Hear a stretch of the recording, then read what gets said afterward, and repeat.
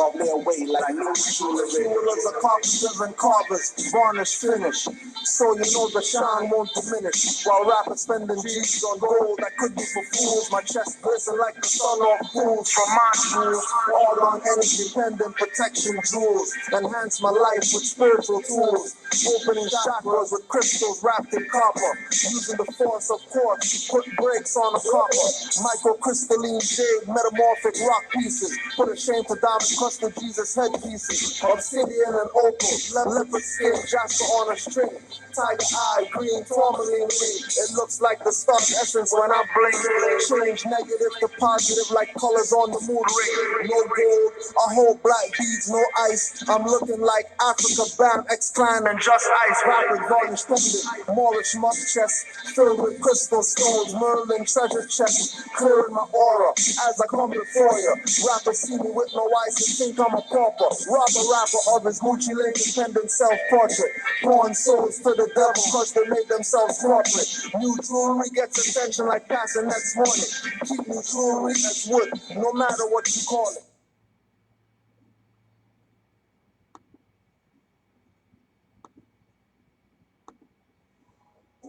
You have to unarm the next one too. Did you unarm the other one?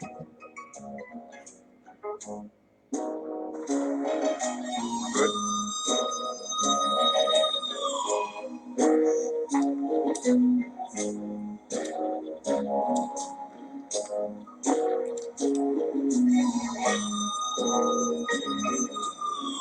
Stand off, take 10 paces when doing handoffs in the open of bare faces, mere traces, rare places that know about a status.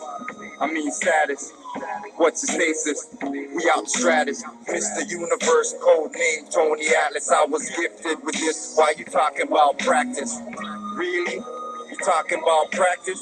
You a thespian, acting like an actress. You a lesbian, type back on the mattress. Christian, Protestant, Anglican, Baptist, Pentecostal, Lutheran.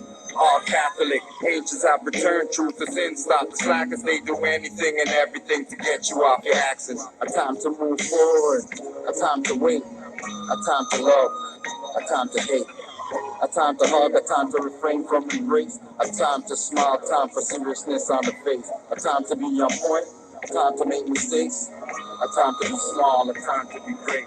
It's racing for the swift, but who could endure with this paradigm shift? I'm glad to be a Moor. Strong to borrow, weak, rich, gray on the poor. If you find this, but you seek in DNA, it's all stored. It's racing for the swift, but who could endure with this paradigm shift? I'm glad to be a Moor. Strong to borrow, weak, rich, gray on the poor. If you find this, but you seek in DNA, it's all stored.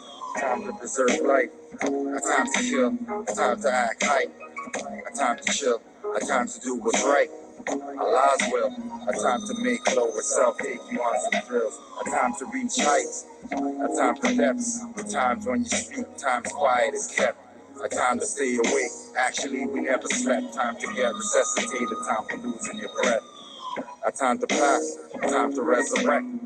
Sun sets, then it rises. I know it sounds complex, still no surprises. Try grasp the concepts. Open your eyelids, change your literature to change your mind. That's what I did. You on the fence, undecided? Take time, don't worry, she provided. It's delicate when ideologies colliding. This racing for the swift, but who could endure with this paradigm shift? I'm glad to be your Moor. Strong to borrow, weak, rich, gray on the poor. If you find this cause you're seeking DNA, it's all stored.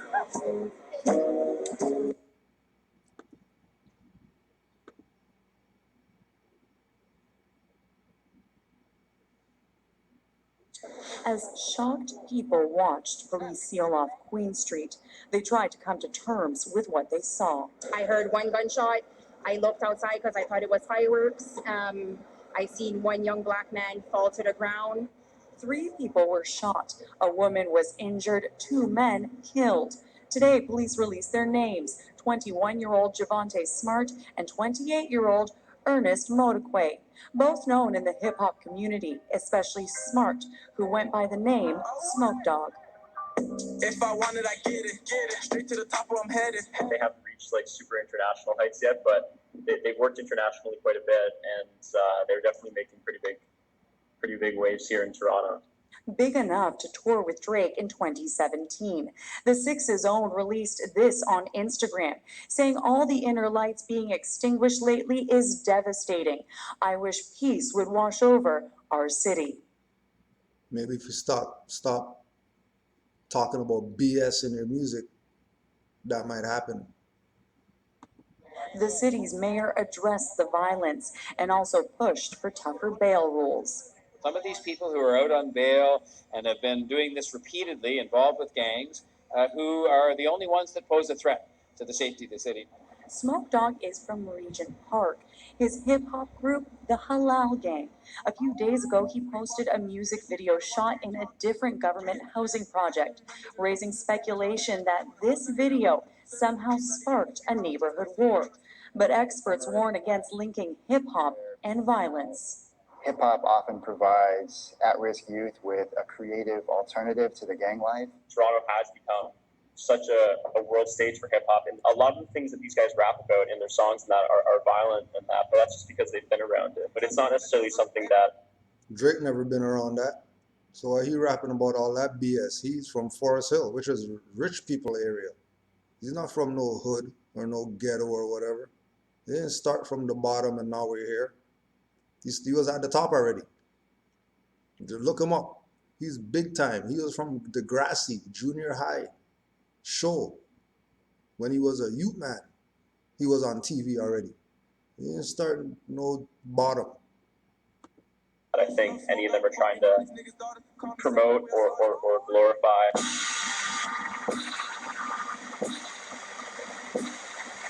Black out, that's my alarm clock a shot. Liquor sits holding niggas crack in the crotch. Black out, that's my alarm clock a shot. Liquor, you man got two hands with blocks. Always red eye with an evil scheme in mind. Doing stupid things with his partners in crime. Black out, that's my alarm clock a shot. Black out, that's my alarm clock. You claim you rep Chester Lee, but who's Chester Lee? Not hearing shots, but killings happen next to me. You hate cops around, but you bring them. With guns towed in ways and drug slinging, playing the kingpin, killing your brother.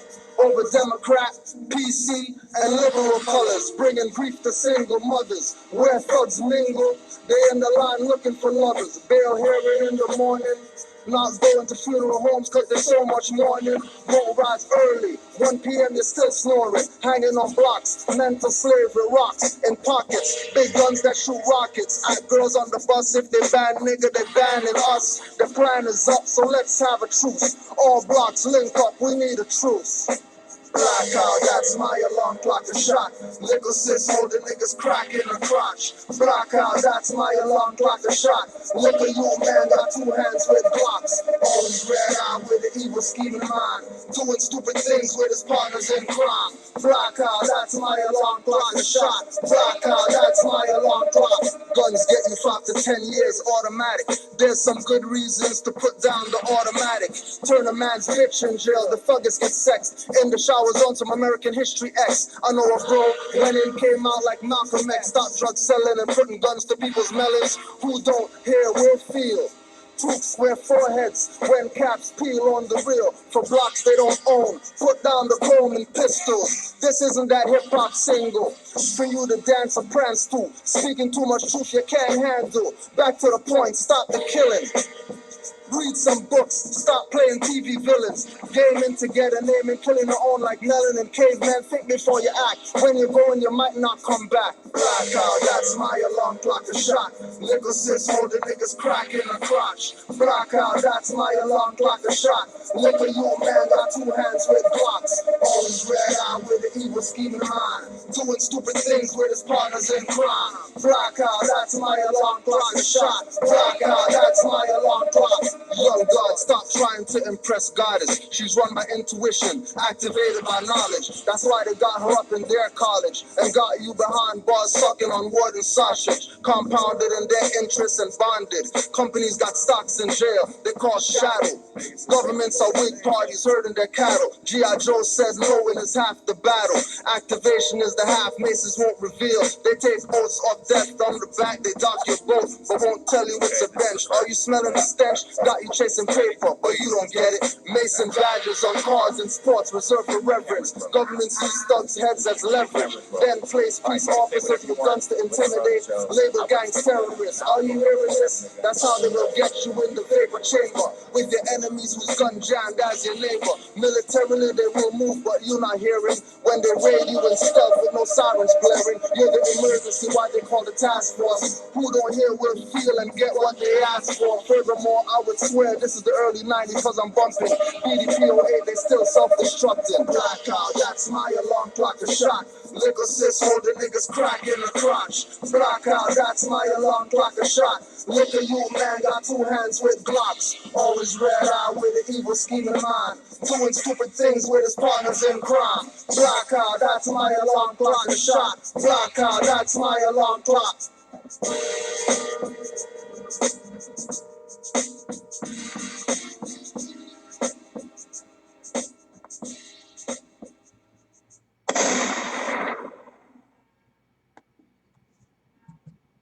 Islam Moors was good. Tuesday installment, Canaanland Moors class. Doing it a little early today, since they're at the temple today, you know, just here, chilling, meeting a few people, getting some work done, and making use of my little time off. Better to be up here than anywhere else. Peace to all the Moors worldwide. Islam Moor.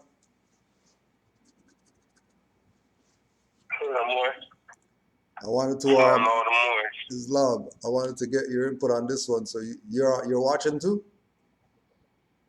Yeah. All right. We're gonna do that gun control one right now.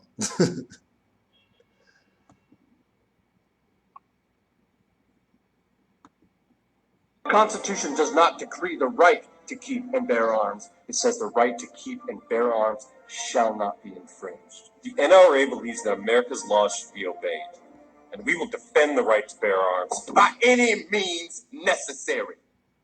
We will not be docile for our oppressors. Right. That's right. Yeah. I'm sorry, you're with the NRA? Yes. Yeah. Is there a problem? No, of course not. The NRA thinks that everyone should have guns. Yes, all my brothers should have guns. And we will not rest until we are roaming the streets heavily armed. Absolutely. How many brothers do you have? Our numbers grow daily with every hate crime or case of police brutality. Good. Why do you want to own guns again? It's my right. Right. But the Second Amendment also mentions a well-regulated militia. We have a well-regulated militia. Do you? Where do you live again? That sounds like a background check. No. We would never do anything like that. Background checks are, An invasion of privacy. right. A right is a right. It doesn't have to be justified, correct? That's Right. absolutely. And it is my right to defend myself against a racist government. Whoa. All right. Whoa.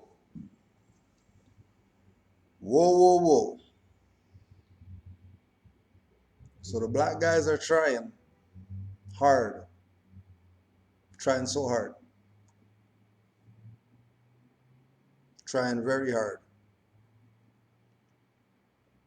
But it's still not gonna fly, black guys. These people already know what you're up to. Right? The government for sure overreaches and we hate them. But they aren't racist. No, I wouldn't go that far. You would if you came from where I come from. Yeah. Where is that again? I'm from the land that enslaved my ancestors. Right. All right. Okay. Let's just show a little bit of control with the gun. Gun control is not necessary. What we need is gun education. You see, this trigger right here, the slightest pressure from my finger, I can send enough bullets to rip your body in half. Let's not be too cavalier with this, son. It could kill someone. Yeah, guns can kill. So can knives. What, you gonna try and take away my knives too? Yes. What do you need that thing for? Hunting. Hunting season is over, man. That depends on who you hunt. Who you're hunting? Was it? You said who? Yeah. Is it who you're hunting or what you're hunting? Who are you hunting? What did I say? You said who? You said who? Just now? You definitely said who. You said who? From my cold, dead hand. Constitution. So that's why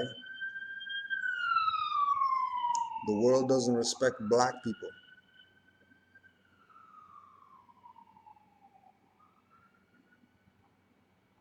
Because they don't even know what the hell they're talking about.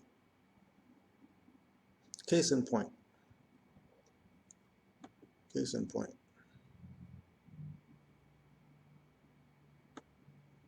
Don't even know what they're talking about. They're just talking just to be talking. Talking just to be talking. And when the world steps up and says, this is why we don't respect you or whatever like that, they want to get mad. Yas and Kofa. Conscious, know their self and all that stuff. Black people are not losing to other races because of lack of ambition. Our socio-economic condition is due to our history and because of capitalism. Look at the Chinese, look at the Indians. Now, no, look at us. No one on the planet has been through what we've been through. I wish we could stop with these BS comparisons. It's disingenuous and intellectually lazy. What's intellectually lazy is that Sankofa is calling her people black, but she knows that people are Chinese, not yellow. And she knows that people are Indians, not brown and red. And you would think, logically, if she's talking about black people, she should be saying, look at the yellow people. Look at the red people, look at the brown people. But nah, when they're ready, they know what nationality is. They know what countries are. And they know that people aren't crayons. So who's really getting played? It's definitely not the European, because they got their stuff on lockdown. It's definitely not the quote-unquote Chinese, because Jamaica owes them about 50 trillion or some BS for some highway. It's definitely not the Indians. We're not talking about some people on this side. Always our people. Socio-economic, don't even talk about socio-economic. You don't even know what the hell that is. Don't even talk about capitalism.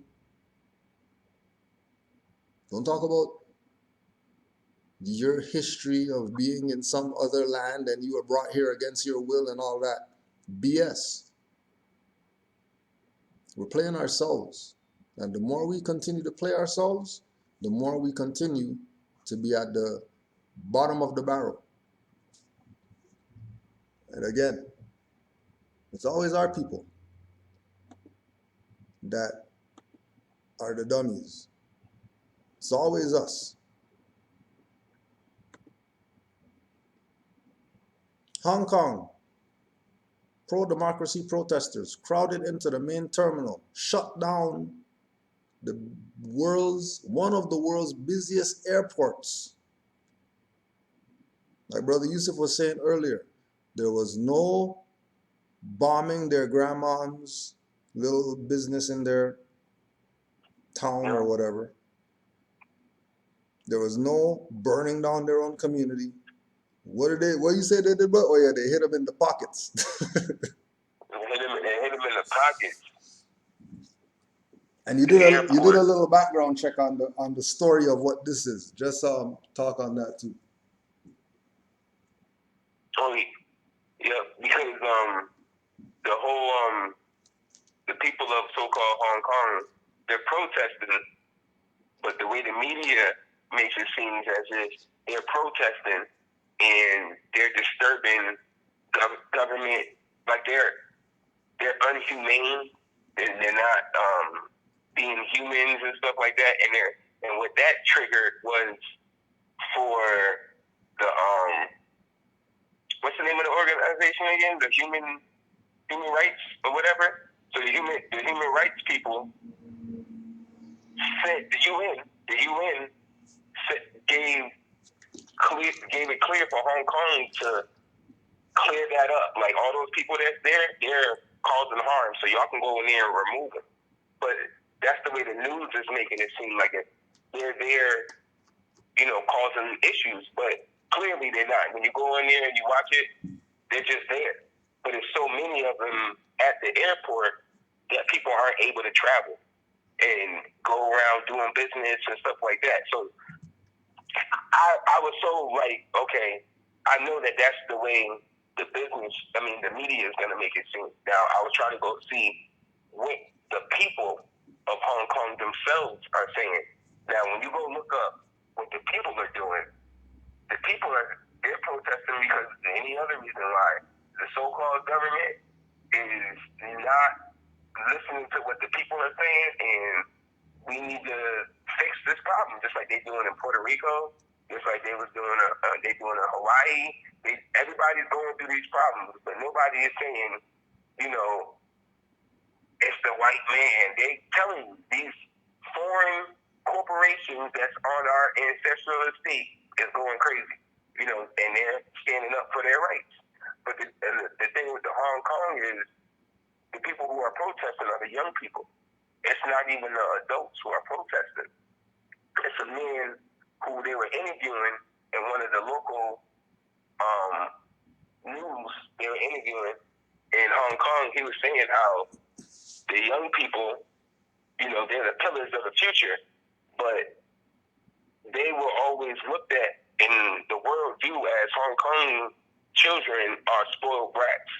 So for them to be there protesting is a big thing for them. And it's also crazy because they're doing more. The guy was saying they're doing more than the adults were doing for their own children. And I was like, yeah, that's crazy. That was the crazy part because it's the young ones there. And that as they're protesting, the people who are helping them, being able to get food, get the supplies to stay down there and protest because they're getting helmets, safety gear, and stuff like that. The media and the government are saying that it's foreign people, it's foreigners that's helping the protesters. But the people are saying it's not no foreigners that's helping us. It's the people themselves that's helping us. The people are organizing things together, like for food, for instance. There's an old grandmother going around handing out food to the people who is protesting. She's bringing down food to the people to keep them up, keep them protesting, the grandmother. And then there's sometimes they'll go out to eat or whatever, the protesters. The people in the restaurant see that there's protesters in there eating. The people in the restaurant are paid for the protesters to eat. There's subway situations. Now, in China, or in Hong Kong, they're serious about tailing people, like keep seeing who's doing what. So, like, they have their own in their subways. Like, when you buy a card, when you go buy a card, they know who's traveling, who's what, who's where. So it's random people buying a bunch of cards, giving them to the protesters so they can't be tracked. But they're paying for them to be able to travel too. The whole thing is, they're protesting peacefully and as a people. They're not. It's not like ruckus. Like the child said. Nobody has to bring your cat in the house because they're gonna turn around and do something to you. That's not going on out there. That's not going on out there. It's the people, and they understand. Like here, we know like the adults are compromised.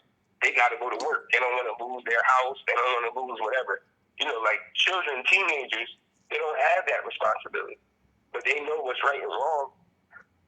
They know that their rights are going to be violated. And when they get older, it's the same situation that's going to occur to them. So they be stepping up right now doing it. It's the children. It's not even the adults in Hong Kong. This is a worldwide issue. It's just that here, they play this color game with it. oh, the white man, 400 years of slavery. Nobody else is saying that.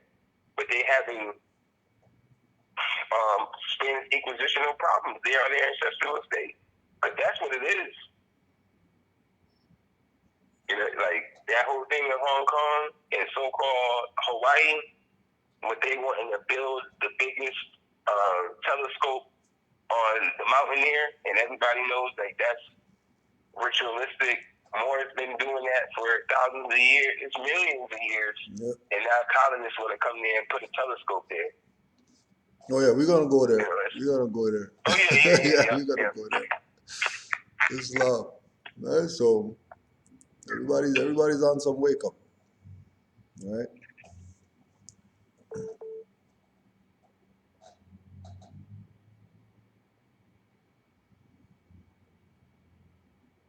All right.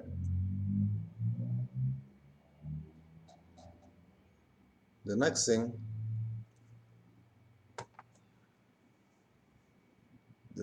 is we put this one up there. All you TV watching Negroes that watch Black Ink, I know you know Neat Bay. So one of the Moors showed his one of the IG whatever that you put up, but then it gets deleted after 24 hours or whatever. But they caught him. And this is what Neat Bay from Black Ink had on his IG. Yeah, we know that he's in the system and all that stuff, and he's on the show, and he's not really a Moor because he doesn't have a fez on and all that stuff. Yeah, we know. But when someone has the green star with the red tatted on their hand, they're probably serious on some type of level. They're probably serious on some kind of level. So we just wanted, again, to just put it out there, right? The incompetence of the Negroes. You know, oh, that looks like a pentagram on your hand. Why do you have a pentagram? Are you worshiping the devil and all that stuff? No, he's bait. That's why he has a pentagram. And pentagram is Venus. That is usually on the red flag. So don't get caught up. Don't get it twisted. Word is not getting out. Word's been out. Our people are just asleep. And everybody who knows is doing their little part. Especially people who are in entertainment, music, and all that stuff, doing their little part to try to, inspire people. He didn't have to show the 5-point star tattoo. He didn't have to. He could have just been holding his dog and not show. Why would he show the star? Just because he's bored? But, our people love sleep. So it is what it is. Now,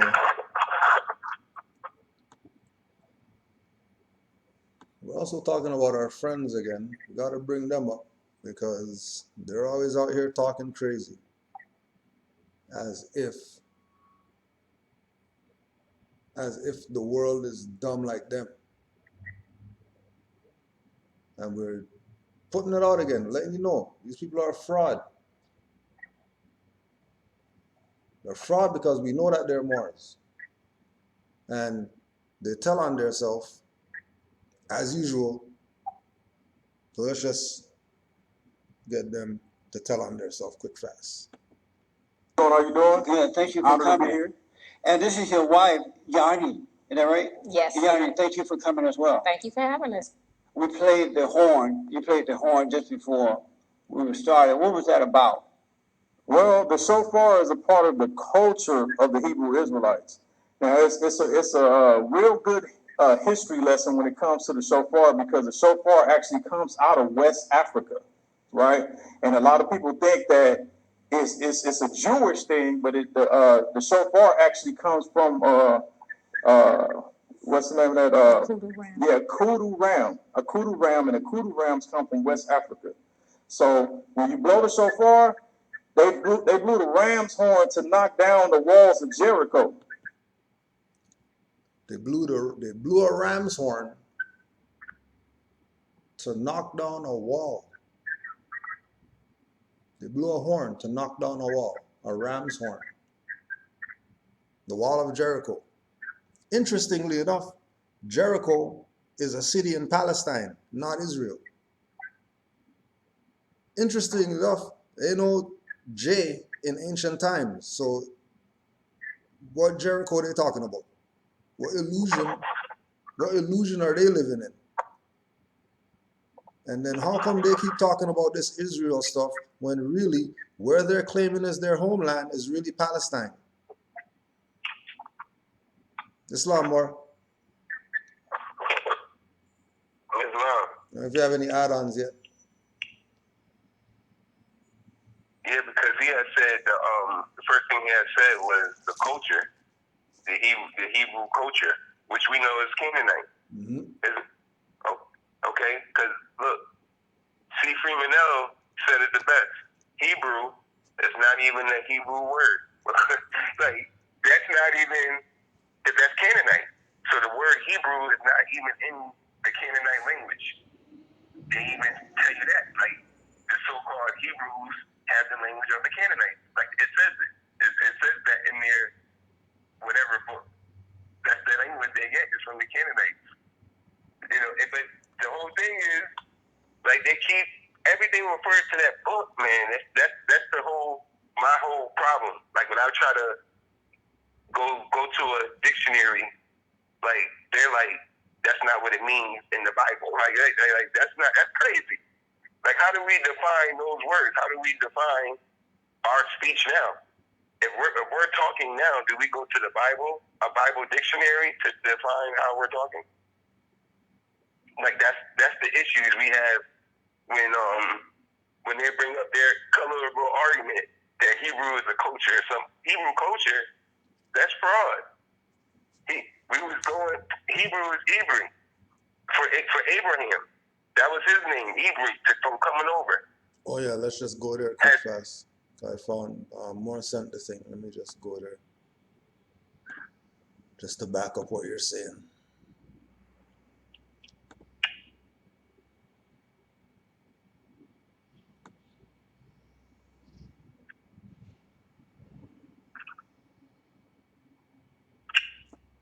All right. Till the day came when he was discovered by the first one, the father of his people, Abraham, who was called the Hebrew, because the word signified that he had come from beyond the river and was a stranger in the land where he had settled.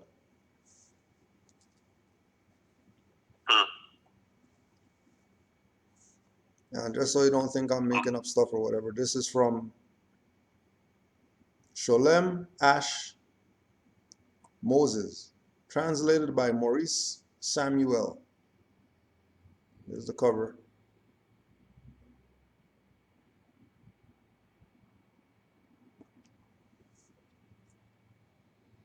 He was discovered by the first one, the father of this people, Abraham, who was called the Hebrew, because the word signifies that he, not a mass of people crossed over something. He, that one guy crossed over, and he was the Hebrew, or the Hebrew.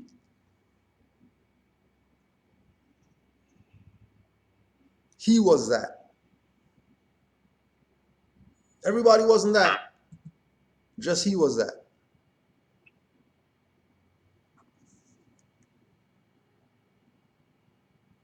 Islam more. And to add on to the word Hebrew in the Random House dictionary, Hebrew is an Aramaic word. That's what the Moors And that's Mortarbic. When we learn from the Duke of Tears, us here. It's not even Arabic, it's Mortarbic. So that's a Moorish word. So those was Moors. Those was Moors that were saying Abraham, that it was Moors. The word Ibrahim is an Aramaic word. So those was Moors that were saying that. I don't even see that. Like, I thought they was Hebrew or whatever. They have nothing to do with the Moors and nothing like that. That whole Hebrew is an Aramaic word itself. Like, that's amazing. Like, once you go look at it, I'm like, oh, that's an Aramaic word. Right in the dictionary. Hebrew.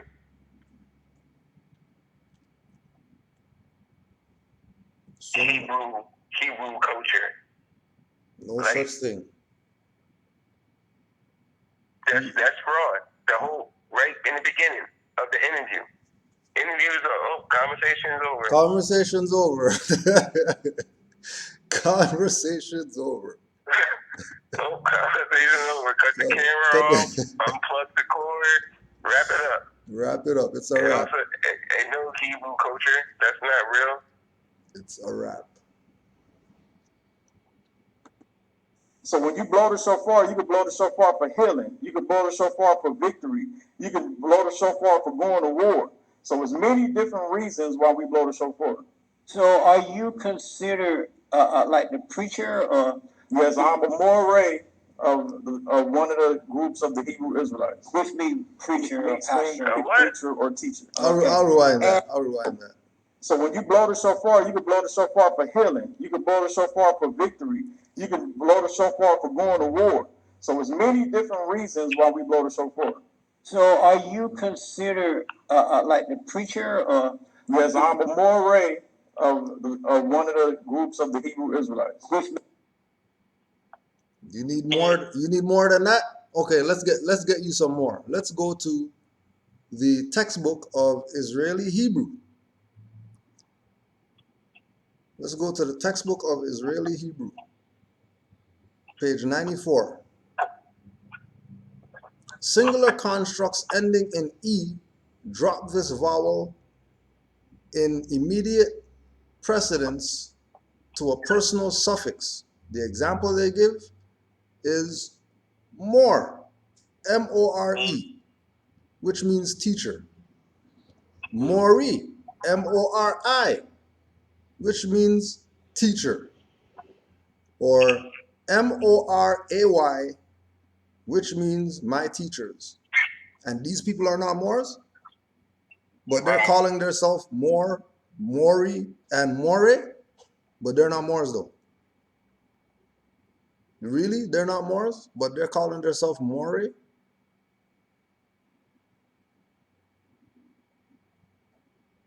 Just let them talk. They always kill themselves. Kill themselves. Just let them talk. That's amazing that he said that. And he said a Moor, that's one of the tribes. What? Wait a minute. That's like, wait. That's a people? The Moor? More?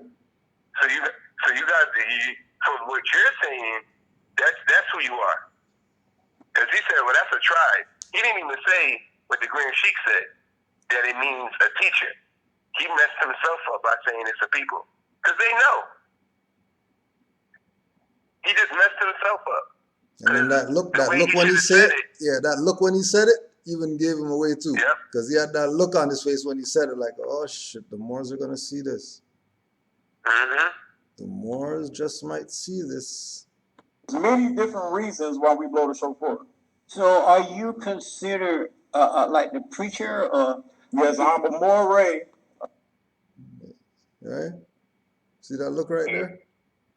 I'm a Moray. You see that? See that rubbing of the hand, the sweaty hands and stuff like that? Yeah. Yep. So they know that they played their You self. don't even know he doing it.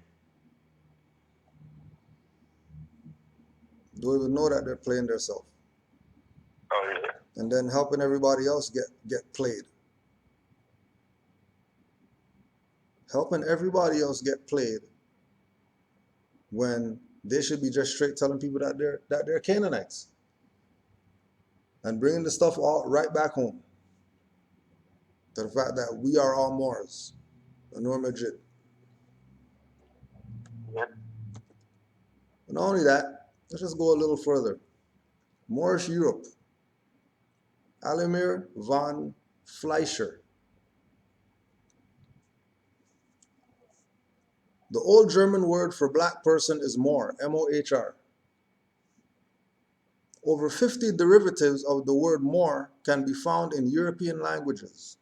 European names such as Moor, M-O-R-E, M-O-O-R-E, M-O-O-R, Morrison, son of a Moor, Blackamoor, black, black man, and so on are all derivatives of the word Moor. Personalities such as Sir Thomas More, the Lord Chancellor of Henry VIII, most likely had black ancestors. French families with Moorish origin have names such as Morin, Morien, Morland, Moreau, Moray, Noir, meaning black, Mormand, and so on. Italian names of Moorish derivation include Morizi, Moretti, Moreschi, Negro, Saraceno, and Saracen.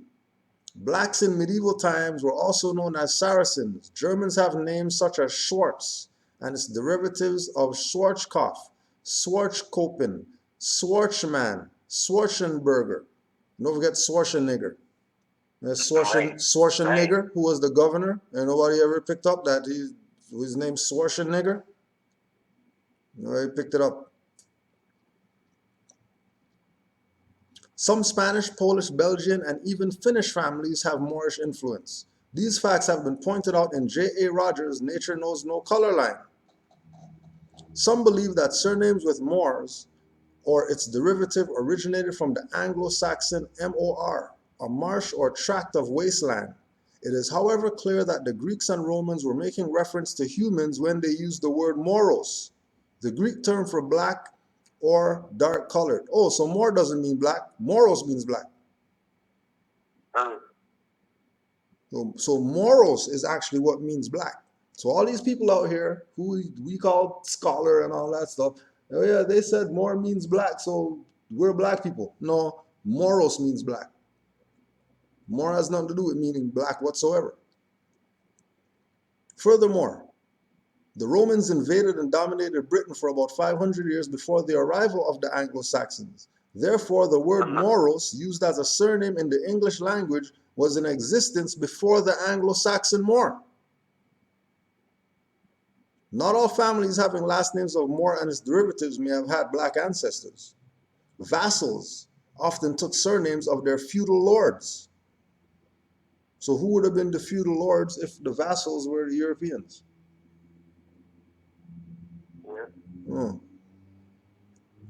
David Mayrichi, Ancient and Modern Britons, Volume 1, page 162. Nevertheless, a good number must have, and in adding weight to this assertion, families with names of Blackamoor and so on have blacks depicted in their coat of arms. The coat of arms House of Habsburg is no exception. It should be noted again, however, that not all blacks depicted in European coat of arms were ancestors of the bearers. Some of the Moors were defeated in battle and included to mark the occasion. So when they defeat the Moors, they didn't put a European head to show that the Moors were defeated. They put a Moor's head to show that the Moors were defeated. So we go to Europe, we pillage and rape and all that stuff, and then we put up a European flag to say that we raped everybody here? Right. Really? Right. Really? That's the logic? It's not really logic. All that is fraud. Islam more. You just been proving what we've been saying. Moors been fighting Moors since the time immemorial. It's just Moors fighting Moors. Europeans trying to write themselves into history. Where were you just reading that from? Moorish Europe by Aylmer von Fleischer.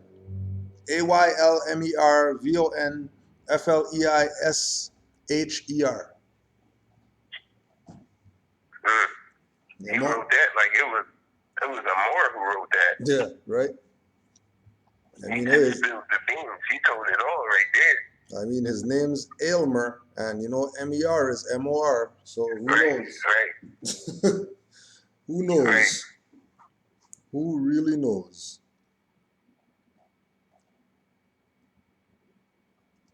Who knows? It's the Moors who acting like they don't know.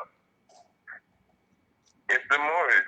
But my thing too, just to go back to that, you know, the whole thing with Hong Kong and Hawaii and, you know, different places waking up. To me, all that stemmed from over here. Sorry, more apologies. Just carry on for a sec. I just have to step away for a minute. Carry on though. Oh, okay, that's fine.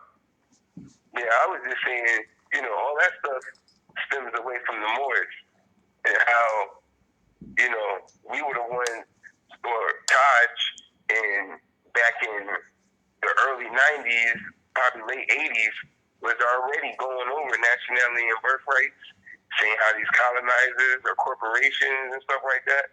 And then, like, now, it just seems as if everybody else is getting on with that, you know, with that whole, yeah, this is, we are the Aboriginal Indigenous people. Like, people are saying that everywhere.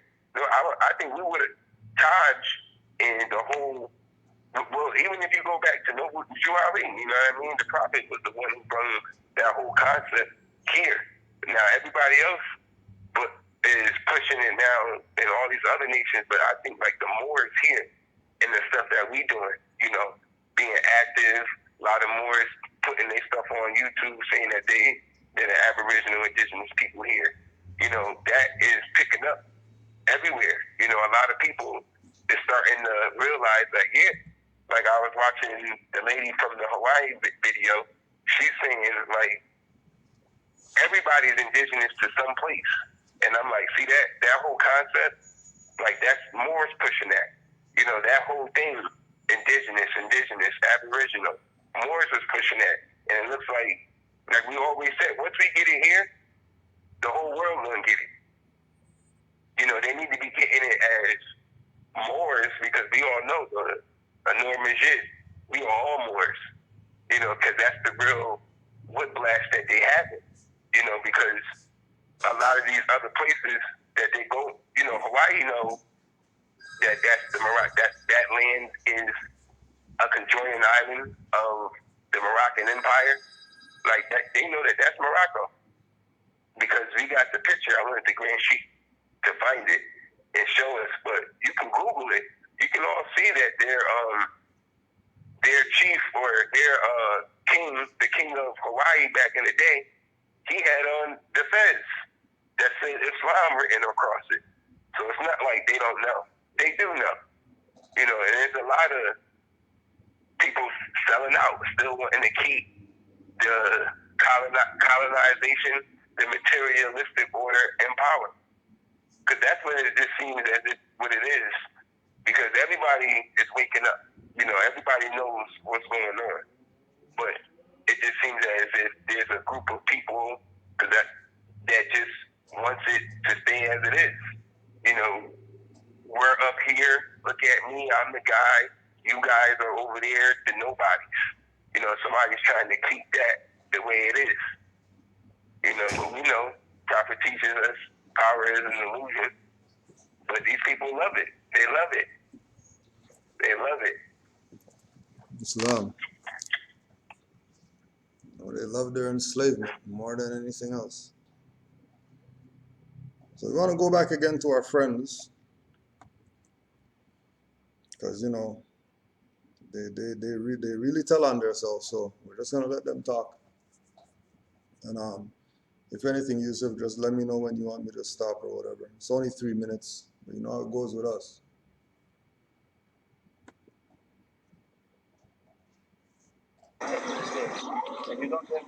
Beit Israel is a community originally from the United States with roots in the Black Hebrew Israelites movement.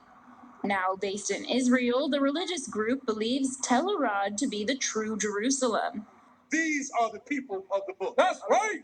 The Israeli government, however, does not recognize Tel Arad as a holy site.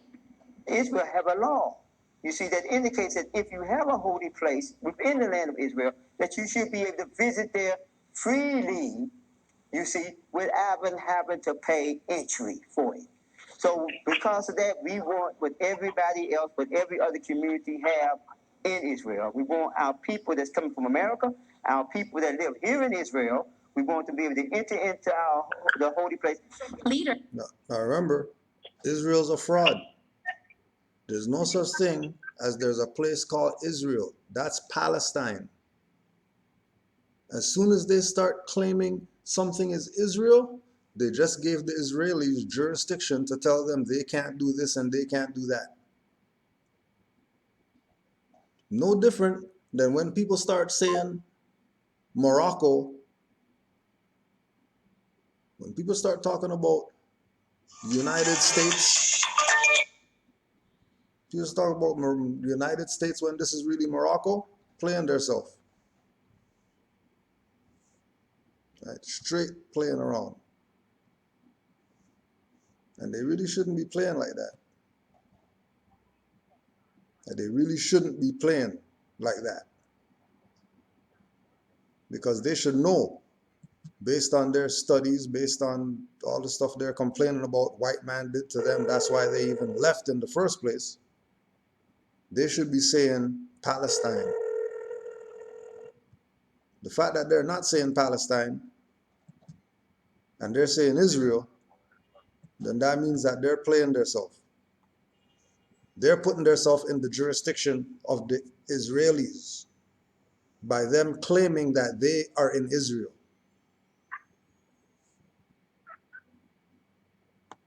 Of Beit Israel, Hoshua Amariel, is citing an Israeli law enacted 52 years ago. The law says holy places will be protected from any desecration, with freedom of access to those who hold them as sacred. Tel Arad is currently under Israel's Park Authority, where it is being treated as a national park and campsite. Beit Israel's activities are slowly being banned from the site, and its members must pay a fee to enter for prayers. So you left U.S.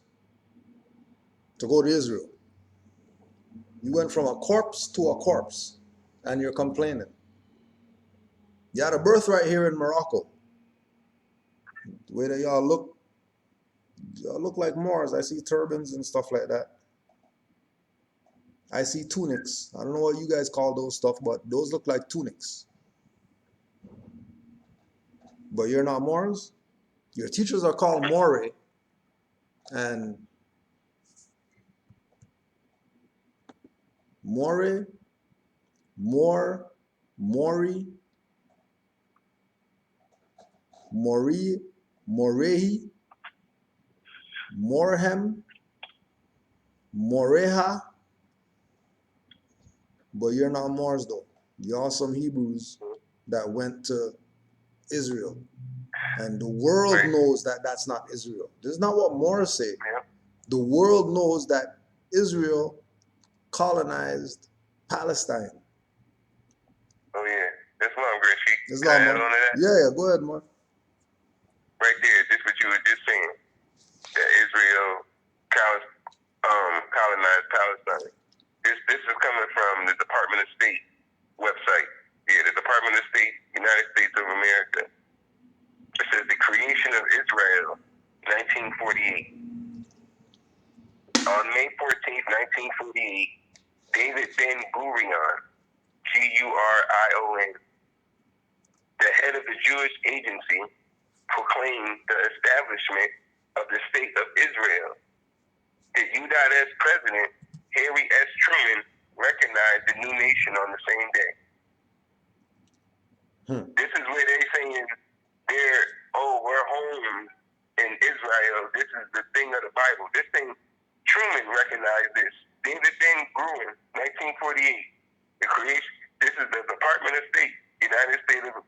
America, like the Green Sheik said. Everybody knows this. It says, although the United States supported the Balfour Declaration of 1917, which favored the establishment of a Jewish national home in Palestine, President Franklin D. Roosevelt had assured the Arabs in 1945 that the United States would not intervene without consulting both the Jews and the Arabs in the region. The British, who held a colonial mandate for Palestine until May 1948, opposed both the creation of a Jewish state and an Arab state in Palestine, as well as unlimited immigration of Jewish refugees to the region. So any so-called Hebrew Israelites that's going to Palestine, that's the British made a colonial mandate for that. That's a British colonial mandate that they're pursuing. When they say that they're going to the land of whatever, and it's Israel, the lost land, nope, that's a British colonial mandate that they're pursuing. That the Department of State is saying that that's not no ancient nothing. That's Palestine, and everybody knows it. Everybody knows it. I fear God more than I fear men. You understand? So we do go ahead and do what we're required to do, but we have a backlash afterwards saying that we broke the rules of the place. Several years ago, Beit Israel began working with Israeli lawyer Daniel Taib. Handshake. That's the handshake for the revolution, the Torah revolution. Together, they are working on bringing the case before the Israeli government to have Tel Arad officially recognized as a holy place. So they're Hebrews, and then they're gonna go get a lawyer who helped destroy Palestine. Remember, all those so-called people who are of the synagogue of Satan, they don't give Palestine honors. They don't talk like they're an occupier. They talk like that's their homeland. Why would they talk like that's their homeland? Oh, because when Hitler nationalized Germany, they had nowhere to go to because they really don't have a homeland like that. So they had to go steal somebody else's homeland. No different than the Spaniards and whoever else came here because they didn't have a homeland. And they were running from Moorish persecution, flew over here, and now they're home over here and they're Americans. There are no Americans. There are no copper-colored natives that were here before the European came here. How are Europeans copper-colored natives that were here before the European came here? How is it that these individuals that are Israelites are going to the Ashkenazi? They're going to the Ashkenazi. They're going to the synagogue of Satan in order to get assistance for some stuff that they say they fear God more than man. So why are you going to man to go handle your issues? Shouldn't you just be able to talk to the Most High and get everything taken care of that needs to be taken care of? You can't do that because the Most High is a fraud. They know Yahweh. That's El. They know Yahweh. Their God is really El. And they're really not Hebrew Israelites. They're really Moors. They're Canaanites. They're lying to themselves, calling themselves something that they're not, and then going to somebody else who's calling themselves something that they're not, in land, calling that something that they're not, claiming that they have some type of authority or jurisdiction. Over the past year, the situation started escalating. Before last year, Chief Hoshua and his community could go there for their ceremonies and sacrifices. Everything was authorized, no one hurt anyone. Now they are being given difficulties to practice their rituals, so we are stepping up our legal actions to help. Currently, the group holds most of their rituals outside the boundaries of the park's authority. And abiding by Israeli law is beginning to dishearten many members of the community. The scriptures say that the city of David is the same as Zion. The city of David is in Palestine. Tehran. That's not in Israel. The city of David is in Palestine, not Israel.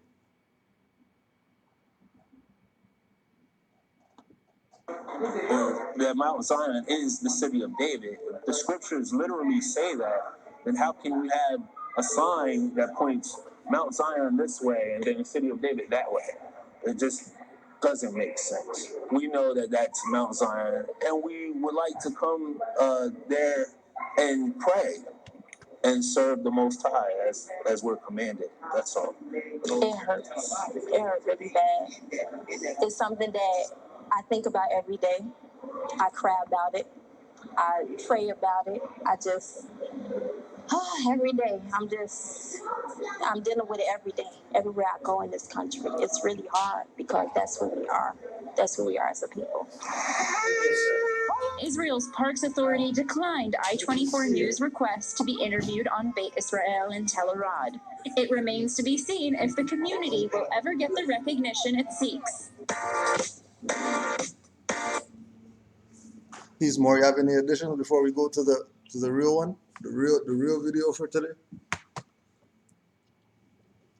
Yes,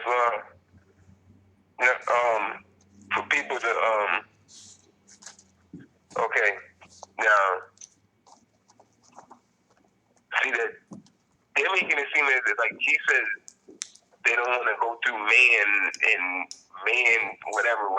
That whole thing of Israel going over there is now Palestine. The British made that up. I just read to you the man who did it. Told you spelled his last name, Guren, whatever. He did that. That's the man who made up the state of Israel in 1948. They did it.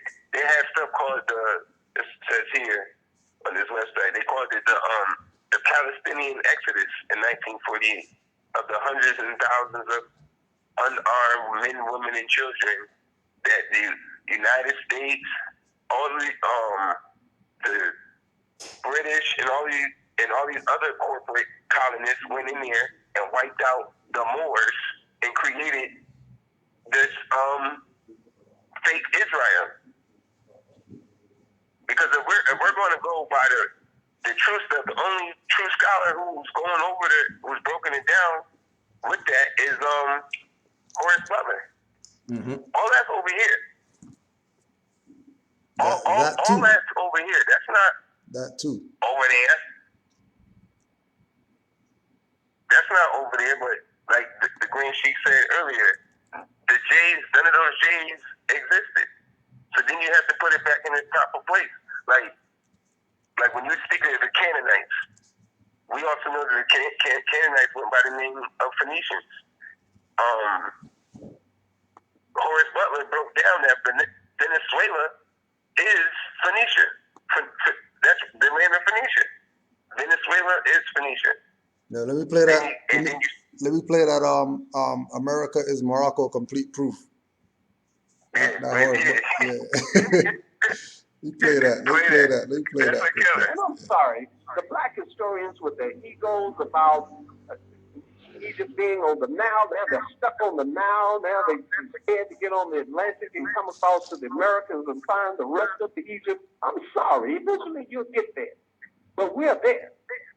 And with the youth coming up, I want you to know that it's there. So you can now go forward. You won't get stuck in neutral.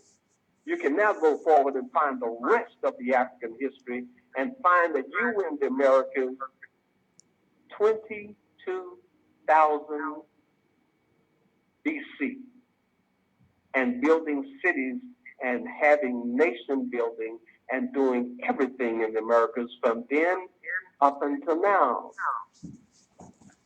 So when Amun named that land the beautiful land, the word for beautiful, Mary, M-A-R-E in some spelling, Mary.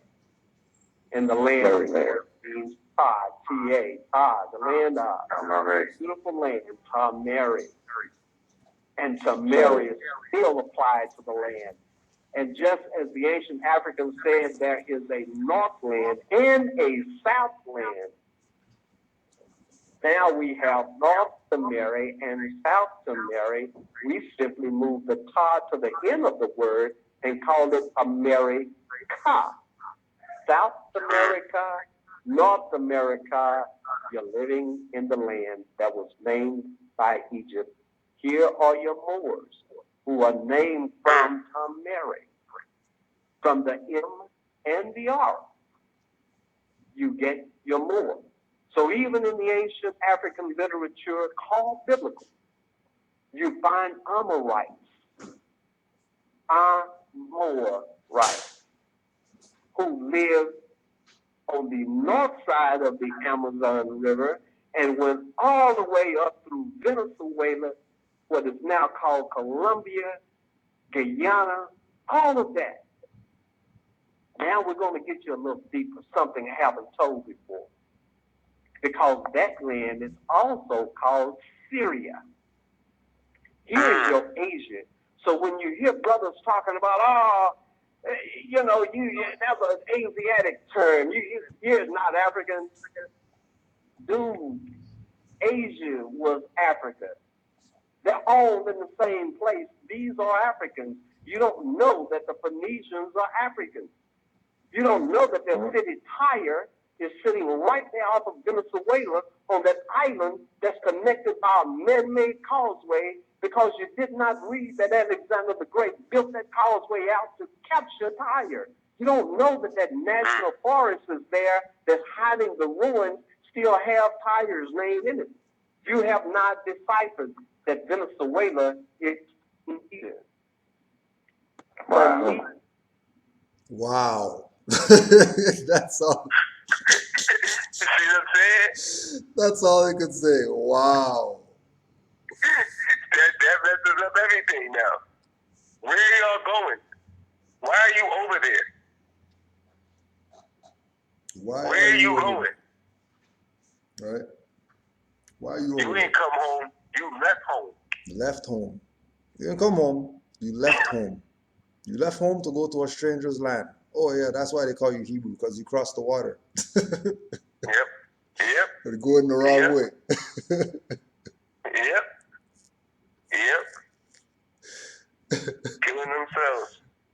Killing themselves. Yo, did you see that, man? Like, I was up late night looking up them places. Like, Coro, C-O-R-O, that's really over there. I'm like, yo, look at this place. And it was a major Phoenician city.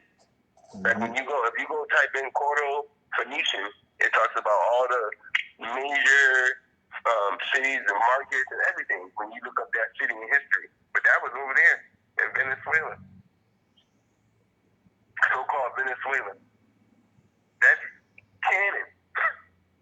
All of that. Canaanite. The whole thing, man. They left home, went over there bothering them people. Bothering them people. You can't do what somebody else is doing. The colonizers are doing that. Why are you over there messing with the colonizers and their ideas? Because that whole thing that Palestine is Israel, that's European thinking. Europeans said that. Europeans made that whole thing up. It was the whole thing, like, you know how they throw something in the room, make everybody look over there while they over here when they doing the work. And everybody over there looking. Everybody looking. Like, While they're looking, what are they doing? While they're looking, they're in your pockets. Yep. Yep. Yep. Because that's the whole. Because while they looking, everybody going over there looking for nothing, and they know they're not gonna find nothing. It's a bunch of more stories and debates. Those Europeans is over there in South Morocco right now, digging up tombs and all of that stuff. It's going crazy over there right now. Going crazy finding us Moors here. Oh, quick one. Since you're talking about Europeans, somebody in the chat just asked, "Can white people be a Moor?" I'm not white. I'm just asking. Just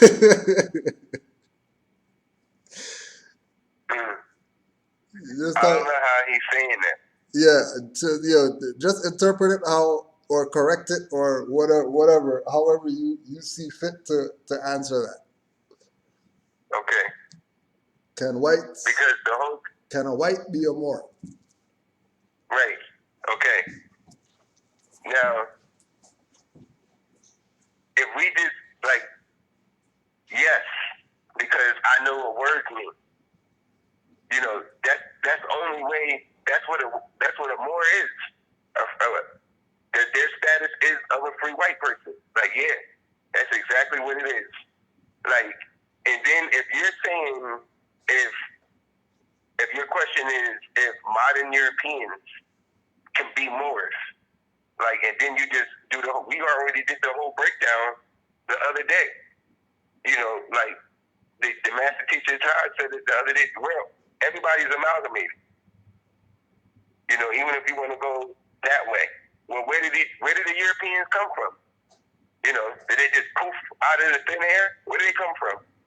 You know, even if you go from the Yacubian story, or even if you go by who were the first people on Earth, and with I forgot the doctor's name, the doctor's title. He goes with the different people going to different parts of the world and not getting the different suns and stuff like that. That's why they're pigmenters, whatever. Even if you did that, they're still Moors. They're still Moors. They just lost their pigmentation. So even if you go with that story or the Yacubian story, like which way are we doing it? Like where did the Europeans come from? If we say we invented them, then they're Moors. If we're saying that they lost pigmentation because they went away from the sun after years of staying away from us, being in the mountains or whatever, that they lost pigmentation, then they're still Moors. Their bloodline is still Moors. Like, how are we looking at that? That's my question. Like, that's the question. That's why I always look at it. That's why Moors went around the whole world and put our bloodline in everybody, so it can be one world order with the 5 principles of love, truth, peace, freedom, and justice. Once we just honor the 5 principles, you're not even worried about who's what, when, what, nothing, because everything's love, truth, peace, freedom, and justice. Soon as we go back to, well, what is that? The whole thing was we didn't know who we were. Everybody else knew who they were. We didn't know who we were. Now we have our nationality, and it's like a big old thing now. Like, okay, can these people be? Well, if you want to just read everything where it's at, they're Europeans. Like it's a lot of ways. Like that question alone I have questions too. Yeah. But even when you put it, because when you put it in this, by definition, I'm like, well, they're not even modern Europeans. What are they? Where they come from? Like that's where we have to start from. Like, where did they come from? Mm-hmm. Like, because our thing is we come from the Moabites. That's what makes us Moors. Where do they come from? And then if you ask Rick Smith, we're not even from this planet. If you ask the Dogon, we're not even from this planet. We wouldn't even be classified as quote unquote human beings or whatever like that if you really want to know who we are. Man is spirit, not the flesh.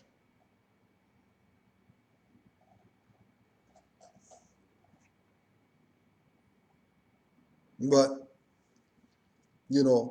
again, like Moore said, it's about the one world order. And everybody having that connection to the Moors, whether it's through bloodline or what like the Moors said, through mindset. That qualifies you. Bloodline or mindset. Obviously, bloodline before mindset. And not everybody could claim to be the bloodline, but there's some that could claim the mindset. And in claiming the mindset, then you attach the principles to that, you shouldn't really have any problems with those people making any type of claim once they're not claiming on you or claiming on your property or whatever. You know, and if they don't have the quote unquote one drop and they're straight a hybrid, then Constitution is supposed to be enforced. That's their body of law that they're supposed to be following so that they don't violate anybody else. Because those rules were created for them, not for us. Noble Drew said enforce the Constitution, not for Moors to follow that. We have our own laws and customs. We got divine constitution and bylaws. What we need Constitution for? Constitution is not for us. We have ancient ancestral customs and laws. We have universal laws. We have laws of Ma'at and all that stuff. What we need Constitution for? The Constitution was to keep the Europeans in check so they don't go nuts with the little bit of power that we gave them. And obviously Constitution hasn't been enforced because these people started making up acts, ordinances, statutes, and all this other stuff to rule people by.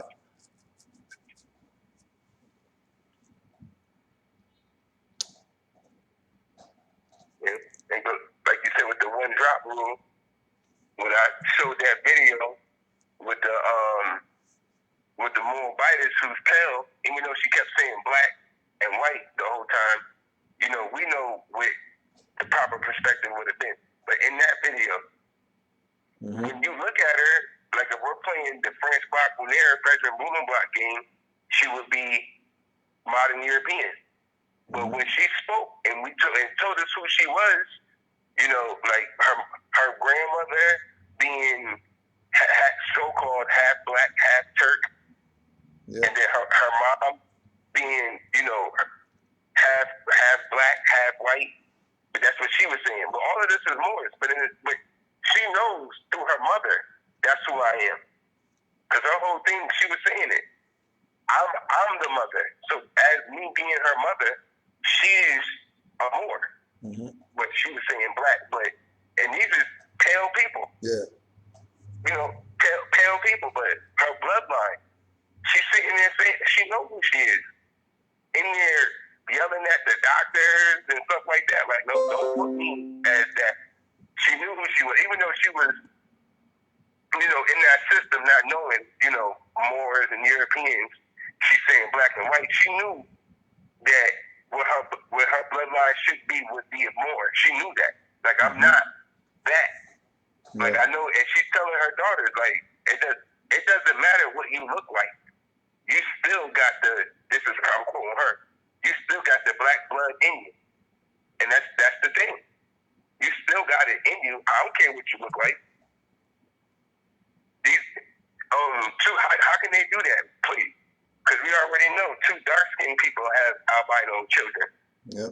That albino child is not Moor now? Because their skin is not dark? How do we do that? I would like to know that. Like if little Yusuf was, you know, albino. You know, if you see me, you see my Moabite, it's like what? Now my son is a European? Like how does that work? Because we're playing French Bloc Lunaire, French and Blumenbach games. Classifying people with skin tone. You can't play those games. That's Spanish Inquisition. Classifying and labeling people. Once you start thinking that, they got you. They got you. Now people can be put in groups. People are people. You can't start putting people in different groups. Once you do that, it's somebody trying to do political reasons and for power. Yeah, as soon as they play the group stuff. Yeah. It's political reason and power. That's what it is. They Right, put somebody in some type of hierarchy, and you're at the bottom, or you're at the bottom of the chain. As soon as you start getting classified, that's what the whole game is. Yeah. That's why we even say white is a status. White is the highest of the thing. Which is why the Whitmore Party started saying white people, because they knew that that was status, that wasn't complexion. Right. So because it was status, they said, okay, well, we're gonna say we're white and then let those people be black. Because remember, they already know the etymology. So you know, again, Trading Places, Eddie Murphy and Dan Aykroyd. If you never saw the movie, go watch the movie. Trading Places. There's supposed to be another one that was supposed to be coming out too, a new one or something. But Dan Aykroyd and Eddie Murphy, Trading Places. If you never saw that movie, go watch that movie to understand how you lost your stuff and how you're supposed to get it back. You lay it all out. And that whole thing with the words and the definitions, if Europeans just took on the status of free white people, who were the original white people? Obviously the Moors. But then you have to look at it then again, well, how could modern Europeans make up that information? Because they'd be like, oh, that's the so-called white man's definition. How? Yeah. They weren't even called that. They weren't even that. They weren't even being called that until 18th century. And when you go look up who were the white men, it was the Moors. It had nothing to do with it. So that would be, and we already know, we were the ones that created all of those schools. Because that's like key, because, you know, they love saying that part. Oh, that's the white man's book, or the definition dictionary. No, it's not. All that stuff comes from Moors. Moors invented that. The languages and words and all of that. That's why it causes more confusion when they be like, what language did the Moors speak? What language did the Europeans make up? That's the question. What language did modern Europeans make up? Because once you put everything back into etymology, it goes right back to the Moors. Everything. And then keep in mind, again, just for clarity, Moor is any dark-skinned person.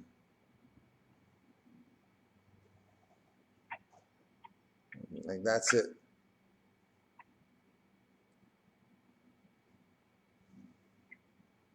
All right. Exactly. The white man, which is the dark-skinned people, are claiming and complaining that the black man, which is the pale people, are ruling them. And the stuff is backwards. Because people don't know who they are. Mainly us. Because everybody else knows, but if we play dumb, then people are going to play dumb with us. But let's go to our family with this telescope that they're building in Hawaii and see how they're handling their affairs. And let's listen to how they talk.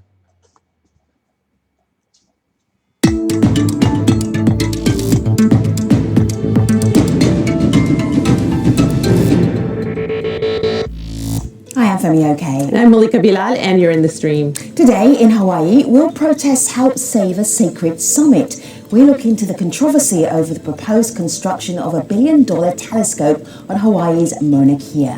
And we want to know, what do the Mauna Kea protests mean to you? Share your thoughts with us via Twitter or in our live YouTube chat.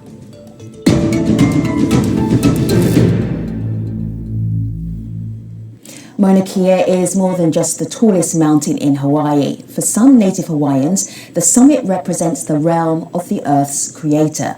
But pro-business groups and scientists interested in boosting Hawaii's tech industry want Mauna Kea to also house what would be the largest telescope in the Northern Hemisphere. Known as the 13-meter telescope, or TMT, the project has for years drawn criticism because its proposed location is considered to be one of the most sacred sites for native Hawaiians. For more than 2 weeks, protesters have been blocking construction vehicles from entering the mountain's access road. And on Tuesday, Hawaii's Governor David Ige announced an extended deadline for telescope construction to start before September 2021. Now also, before we go into that, let's just again put some things into perspective. Remember, this is Hawaiian king. Fez is up. Islam on the Fez. We know that Islam on the Fez has to do with the Shriners. We know that the Shriners are pretending to be Moors. We know this. And just keep that in mind. There it is again. Just keep that in mind as you hear them talk. Protesters on the mountain call themselves the Kiai, or protectors. They say their current struggle is yet another chapter in a long history of racial discrimination and the denial of Indigenous rights by the state. So with us to talk about these issues, and Hilo, Hawaii, Kealoha Pashota, president of Mauna Kea Anaina Ho, or People Who Pray for the Mountain.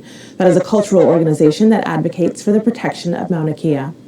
In Honolulu, David Kawila Copper is staff attorney with the Native Hawaiian Legal Corporation. Also in Honolulu, Blaze Lobo, a reporter who's been covering the 30-meter telescope story for Honolulu's Civil Beat. We also reached out to officials in the Hawaii government, as well as representatives from the 30-meter telescope project, to join our program, and they said they were unavailable to comment at this time. So welcome to the rest of you. I'd like to bring in our community right away and start with this tweet we got from Christopher Chan, who tries to put this all in perspective for those who might be new to this story. Christopher says, the telescope can be built anywhere in the hemisphere with roughly the same meteorological conditions. Why on sacred land? Colonial hubris is what's holding science back, not Native people who are protecting a cultural place and their ancestors. So strong words right there. Kealoha, for you, what do you see these actions on Mauna Kea? Some would call them protests, others would call them protections, but what do they look like for you? You know, this is Hawaii's version of joining all these global networks that are actually pushing back on the colonial and I'm going to say corporate structure that's happening now, that's suppressing humanity, basically. This is what I think Mauna Kea is about. It's about raising the standard of aloha and kapu aloha, because that is our cultural way, and unleashing the peace from our cultural way. Keep in mind, aloha is not just hi, that's actually the love principle. Aloha is love to them, and compassion, and all those flowery terms that people don't like to use because it makes them be soft or whatever. But remember what Nobu Juali told us, that that's our first principle, love. So, and again, listen to how they're talking. Colonial, corporate, trying to take over their stuff or whatever. The same way how when we realized what was going on, we started talking. You are protesting, protecting Mauna Kea pretty much every day, but you're not there right now. But what are you there doing? Can you explain? Can you set the scene? Can you describe what would normally be around you and what the aim is? Well, you know, there's global kiai, there's kiai from all the different islands. I'm just a kiai. We've just been doing it for a really long time. So we're recognized in that way. We've been doing the legal aspects as well on many levels. But basically, when it comes down to it, we're all just joining together, staying in kapu aloha, raising the standard of aloha for Hawaii and the world.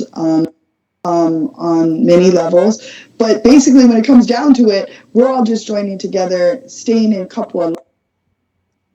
Right.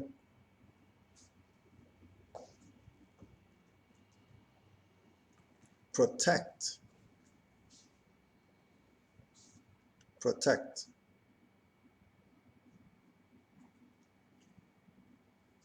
Right?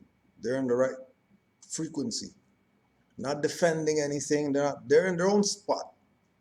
You don't have to defend anything.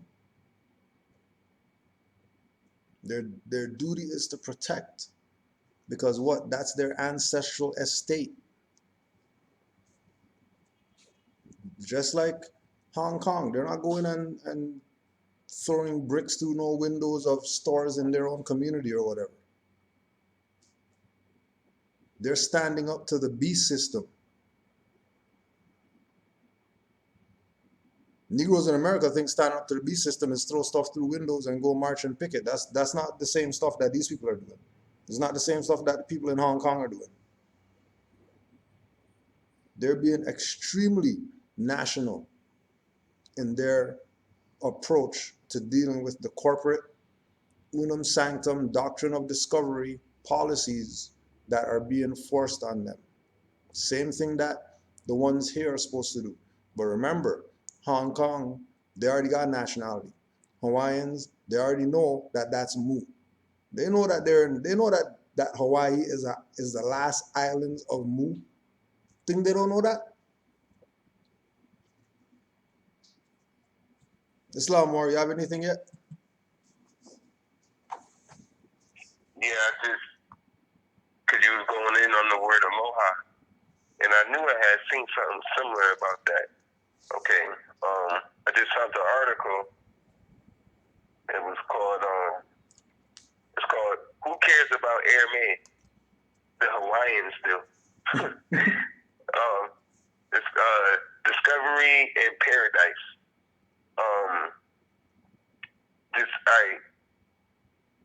I go from there. It says,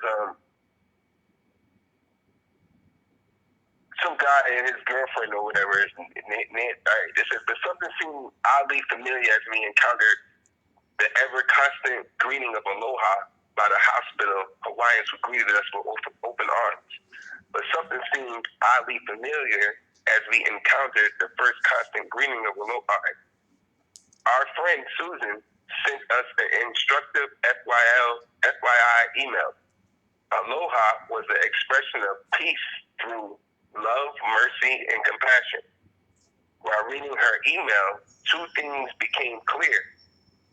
Aloha sounds like an Aramaic word for God, Allah. The three Abrahamic faiths routinely use a greeting with the same meaning. Wow, I wonder if the locals knew that. And that's what he basically left. Oh, all right, hold on.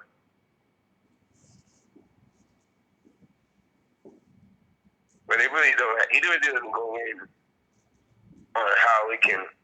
The 1,500 in attendance were delighted to hear the connection between. Oh, hold on, okay. Because it just skips the whole thing. It just took the whole part out. It says Nancy and I had a few days before the event to test the local population reaction. They were excited and surprised. So at the last minute, my theme and title for the speech changed to The Journey of Aloha.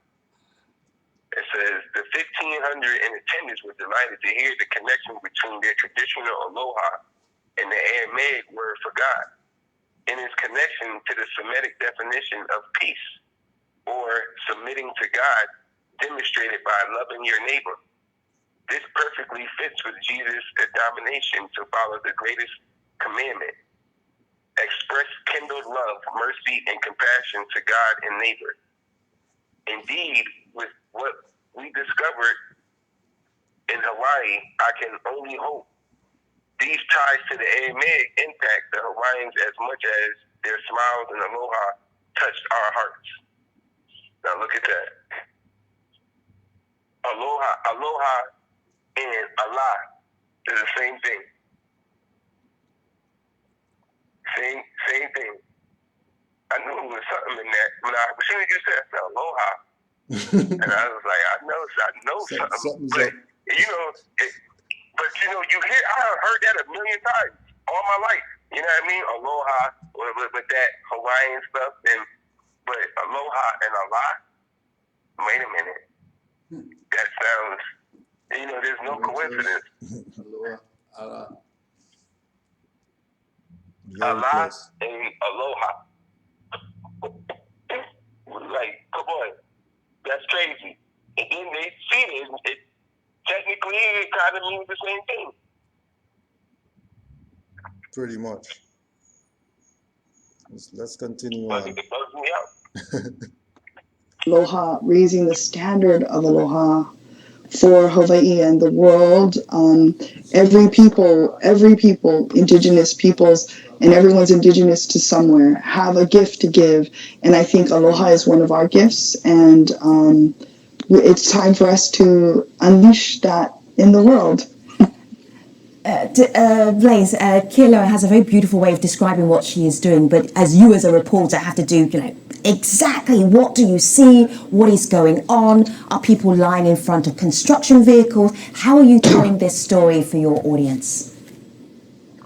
I mean, as a reporter, we really need to, get both sides, but I think with what the protectors are doing there on the mountain, it's a very peaceful demonstration. It's also a very well organized demonstration. That's one of the points I want to hit, is that they've utilized public relations tools companies, governments would use, but I mean, in my opinion, they're controlling the narrative better than possibly the project and the state government has in showing how they're demonstrating peacefully. So on the other side of this debate are people like Peter. Peter here is on Twitter, who says the 30-meter telescope is essential for scientific advancement and discovery. It's not a resort, condos, a tourist trap, strip mall, or anything such as that. It's a research institution. With science under siege around the world, my home state should stand up to defend it. David, you've been involved in at least 3 lawsuits surrounding Mauna Kea. What is at the heart of them? And this point from Peter, is this one of the issues? They said it couldn't be done. They said you couldn't just watch TV all day and do the groceries. But here you are, breaking all the rules. Well, at the heart of all of the legal disputes surrounding Mauna Kea really is this idea that Native Hawaiian culture and rights appear to be foreign in their homeland. And like Peter, views this as a battle of science versus space. But what it really is recognizing that the people from Hawaii, the people who are Hawaii, consider this place to be sacred, and their beliefs are entitled to being held in a high esteem, like science, like everything else. It is not subordinate to this idea that we need to have science and progress. And really it comes down to holding these beliefs, these practices as being important. They're constitutional rights. They should be honored, protected, and not just considered another roadblock to construction. Kealoha, can I add in? Oh yeah, sorry. Can I just add in there? Because this idea that it's Hawaiians against science is really a canard, and it needs to be addressed here. Because really, what this movement is about is raising the indigenous voice. We are indigenous also, and we're First Nation people, and our knowledge, our wisdom that's millennia old is a form of science. And what we're doing here is actually reaching out to science to say, science, we need you to do better, because basically destroying the earth, destroying where we're living isn't the way to go about it. Mauna Kea it contains the biodiversity of Hawaii, because Hawaii is an endangered species capital of the world, and every species is either rare, threatened, and or endangered up there, of plants and animals, also protecting our water. So saying yes to development means we're saying no to all of these things. So I really want to break that canard, because it's really not correct. I want to show you. Kealoha. Yeah, go ahead. Yes. I think media also has a role to play in it. I've seen in the national media, the narrative is that this is Native Hawaiians versus science, and maybe to a local extent, local media also have a part to play in this. But I think journalists around the world, especially in Hawaii, need to do a better job of telling that story. And I think local media has done a better job than national media at breaking that narrative that it isn't just Hawaiians versus science. This is a very complex issue. There's a lot of moving parts, and there's a much more nuance in that simple conflict. Give us a little example of that nuance then, Blaze. Go ahead. Well, for example, you know, you could say it's Native Hawaiians versus science, but it's not Native Hawaiians versus science. A lot of the Native Hawaiians on the mountain, on Mauna Kea, aren't opposed to science. A lot are opposed to TMT even. Some of them say that it could be moved to Spain and the Canary Islands. A lot of them are scientists themselves. There's also culture. Huh? It could be moved to where? It could be moved to where? Spain and the Canary Islands? What's Spain doing over here? Hold on a second. Let's just hear that again. Opposed to TMT even. Some of them say that it could be moved to Spain and the Canary Islands. A lot of them are scientists themselves. There's also cultural issues at play, issues of heritage. This, for a lot of the protectors on Mauna Kea, this is just the latest event in a long line of unfortunate events that started with the overthrow of the Hawaiian government, the way the United States came in. It's all these things. Oh, what is it that Dr. Khalid used to say? The same rabid dog that bit me bit you, so we should be united? Right. We shouldn't be arguing about between each other about whatever. If we're both indigenous and aboriginal, we're supposed to recognize who the real enemy is and stop being enemies with each other. But you can't do that when people are taking the position and the names and everything else of the enemy and then claiming to be your brother. That's fraud. That's treason. Yep. Islam, or you have any add-ons so far? No, that's the whole thing. That's treason. Because you can't be unified with somebody who wants to take you your out. downfall. Yep. You know, because the whole thing for us to get out of what we in is nationality. So for people to go around and be saying, you know, all the way down to it doesn't matter what you call yourself, we can't be unified with them because they want our downfall. As soon as you call us something we're not, you putting us into slavery. Oh, shit. You know, like you putting us right back into slavery. Some type of, and you know, it's just regular sense.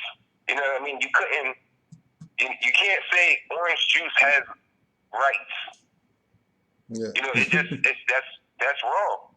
You can't say that. I mean, you could say it, but it doesn't have any weight. Right. You say it all you want. Right. You can say it. You can say it all you want. But then when somebody starts, you know, doing whatever they want to do to the orange juice, because orange juice is a brand that somebody then made up or something, then yeah, whatever's going to happen to it is going to happen to it. Mm-hmm. Minute Maid makes orange juice. So whatever Minute Maid wants to happen to their orange juice, that's what's going to happen. If you saying you're black, that's a brand. So whatever happens to that product, that's what's going to happen to the product because it's a brand. Somebody own that. Somebody black is a brand.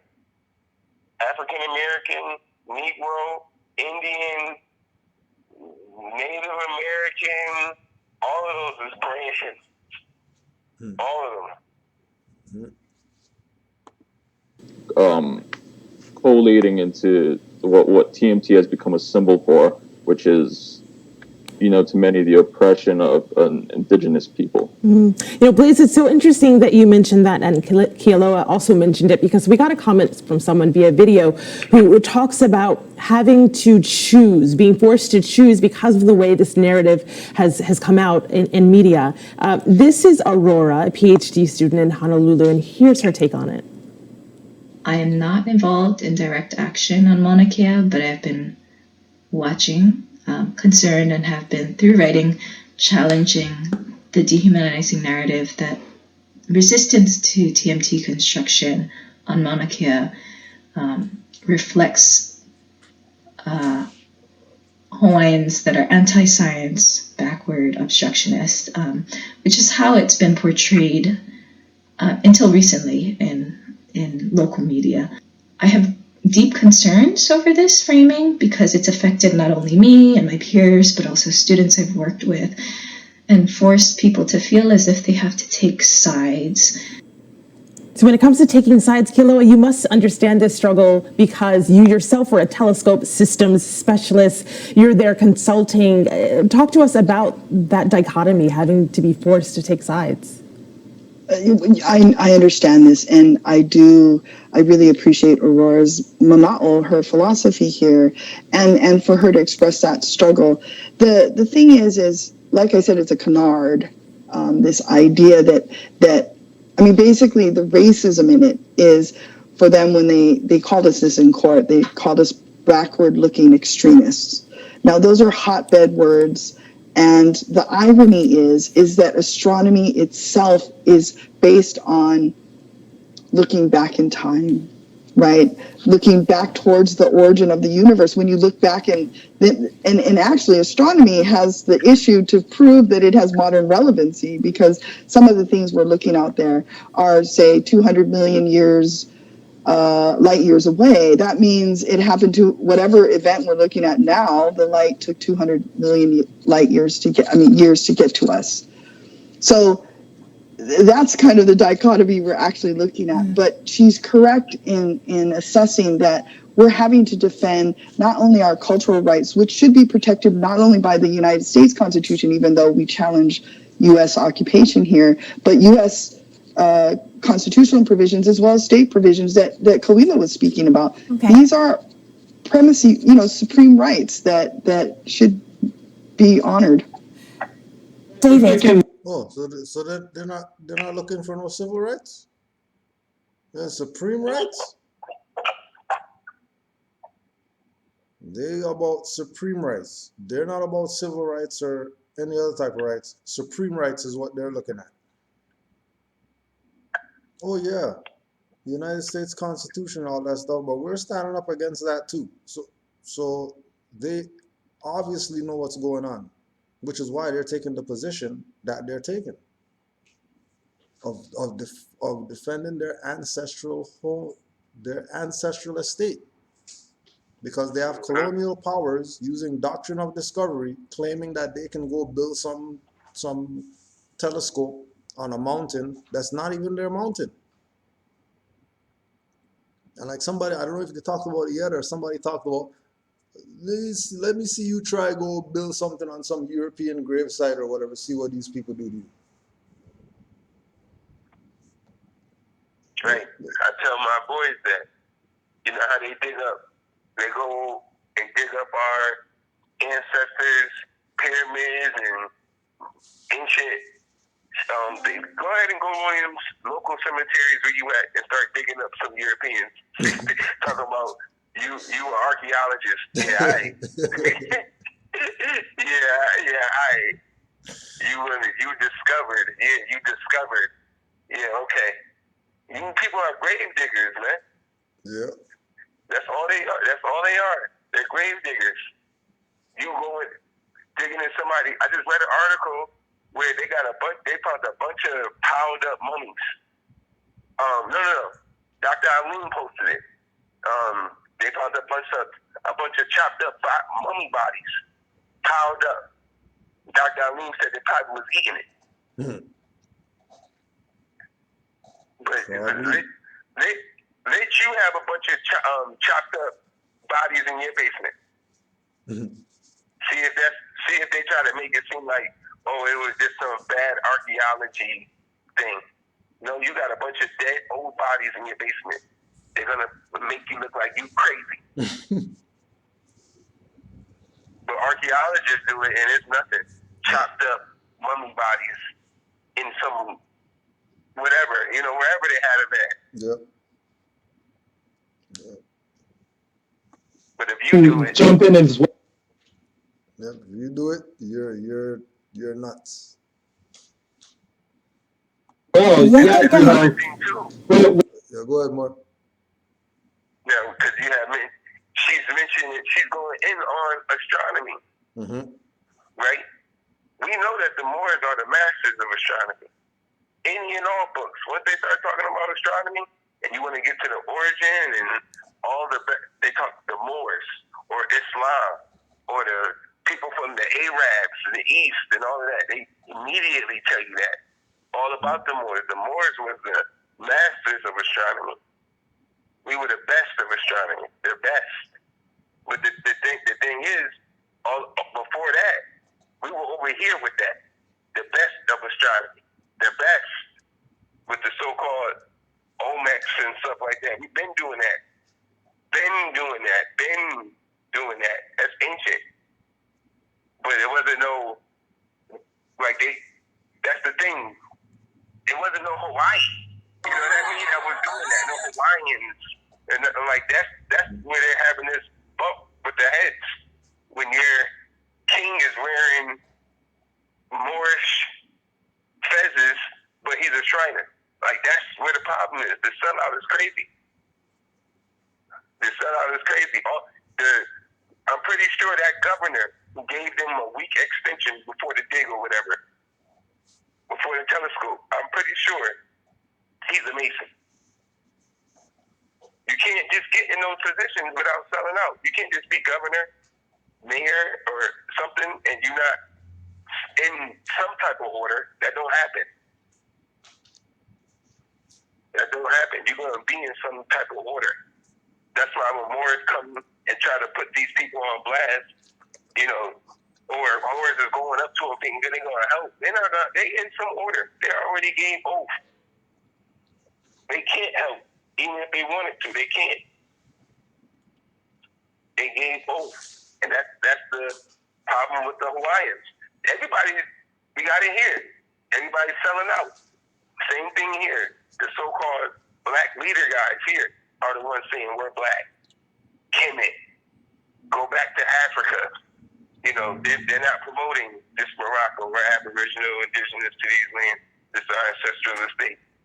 They're not promoting that. Over there, everywhere. They're not saying that they're Moors. They saying that they're something else. Indigenous, First Nation people. All of these is modern terms.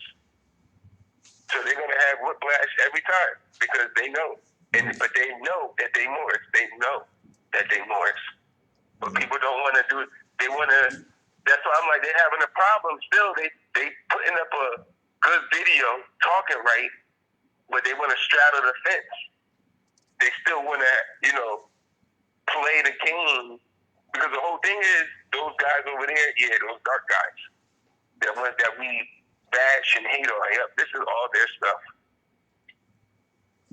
And they don't want to say that part. So they'll keep playing, but they'll keep playing this, the government is not doing this right. They'll say that they're corporations, but that four-letter word they're not going to say. And that's where they're having their problems at. Yep. And we having them here too. Because these people are march picket, scream reparations, sit in front of Congress, and ain't nobody going to mention Moor or Morocco. They ain't going to mention none of that. They're going to talk about 400 years of slavery. And then in Hawaii, they talk about indigenous, but then indigenous to what? Hawaii. What's that? This is the Moroccan Empire. Yep. That's Mu. That's Mu right there.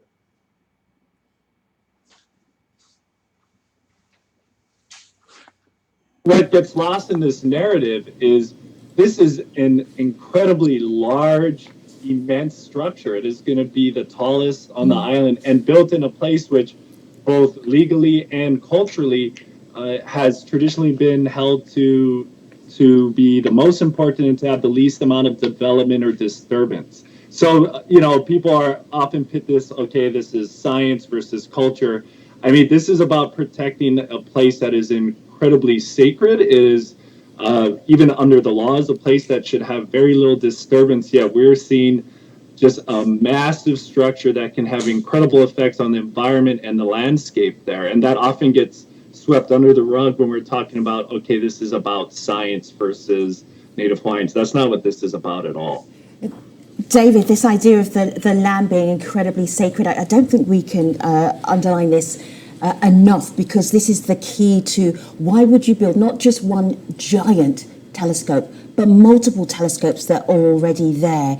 So there's obviously a different way of thinking from Native Hawaiians and the way that the government are thinking or the University of Hawaii are thinking. How can you work out that clash, that cultural clash, that understanding as to what this mountain represents and whether there should be even a single telescope there, let alone another one that is being proposed to be built there? Right, I think it does go back to Native Hawaiian rights and culture being viewed as foreign. I think if this was a normal Western burial site or a church, that I think a lot of people would be able to wrap their minds around it and say, okay, we understand. But it seems like almost a across-the-board reluctance to accept what I would say a large amount of Native Hawaiian people believe to be true and believe to be sacred and important, and they're just being looked at as, well, we don't believe you. And that seems to be what underlines a lot of the legal cases here, where we have to have lawsuits to just say, hey, Native Hawaiians have right to be involved in court process and to be involved in the development and permitting of projects. And there's a history of cases like that that had to have been brought because Native Hawaiians are not given a voice when it comes to important decisions that affect Hawaii.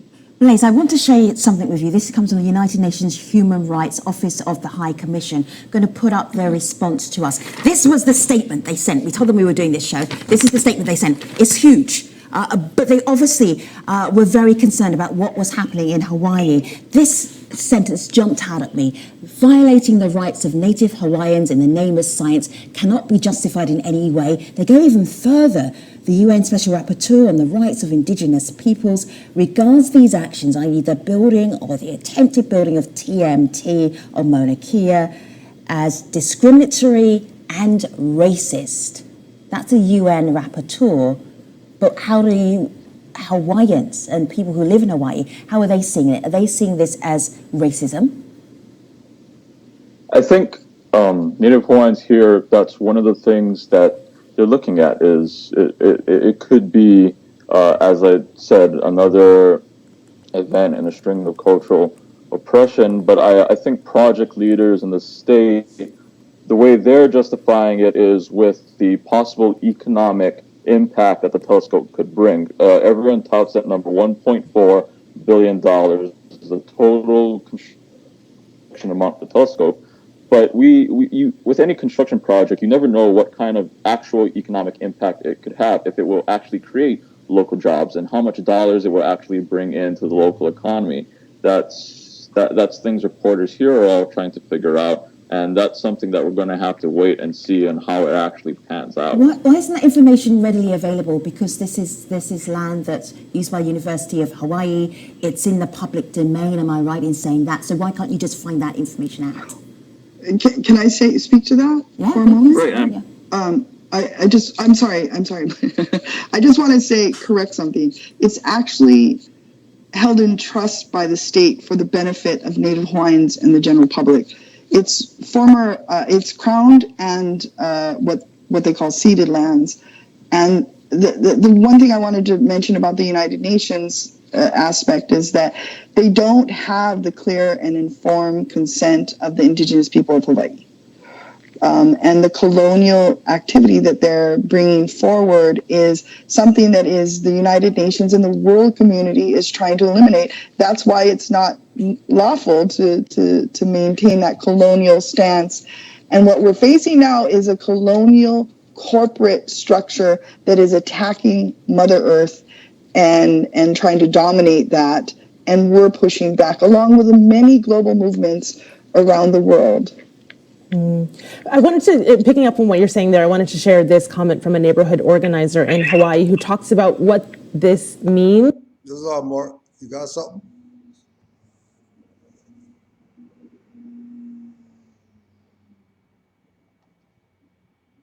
Peace, more.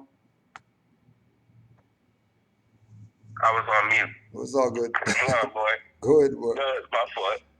No, it's just, you already know a lot of truth and falsehood strangely mixed. That I can just hear it. You know, a lot of stuff is unlawful, but just like here, a lot of stuff is unlawful, but if you don't have any rights, how can it be unlawful? You know, if you're calling yourself a what? Like, we already know they're calling themselves Hawaiians or First Nation people or Indigenous. That's what's getting them, and they keep saying it over and over again because they complain it about colonialism. That's right. Their argument is right, but the argument against who? Who are you? Who are you calling yourself? Like, it's a colonialism against who? The Hawaiians? This ain't Hawaii. This the Moroccan Empire. And that's the problem. I'm looking for it now, but as soon as I had typed in Hawaii's Mauna Kea history of the Moors, right? First thing that popped up was that a book from 1898 called Hawaii's Story, and it has the king of Hawaii on there, the guy, in the same outfit that the Grand Chief showed, but he ain't got his feathers on this time. It's the same exact outfit. Yeah. Same pose and everything. It's just he took the feathers off of this picture.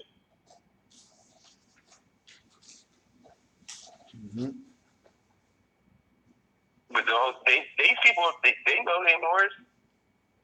Because even the Mauna Kea, the MAU, like, only thing they missing is the R. You know, like, we already know this. This is going back to the Moors. This whole mountain thing, even the word mountain. When you look up the word mountain in the dictionary, it says Moor in it. Moor means mountain. Because it goes back to the land. Mountains is part of the land. But mountains is not something crazy. It's part of the land. It's a Moor. Yeah. Mountains are Moors. So even when I'm looking at it, because that's what they're saying.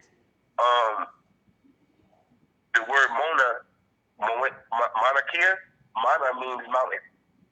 But I know mountain in the dictionary is a Moor. It's Moors.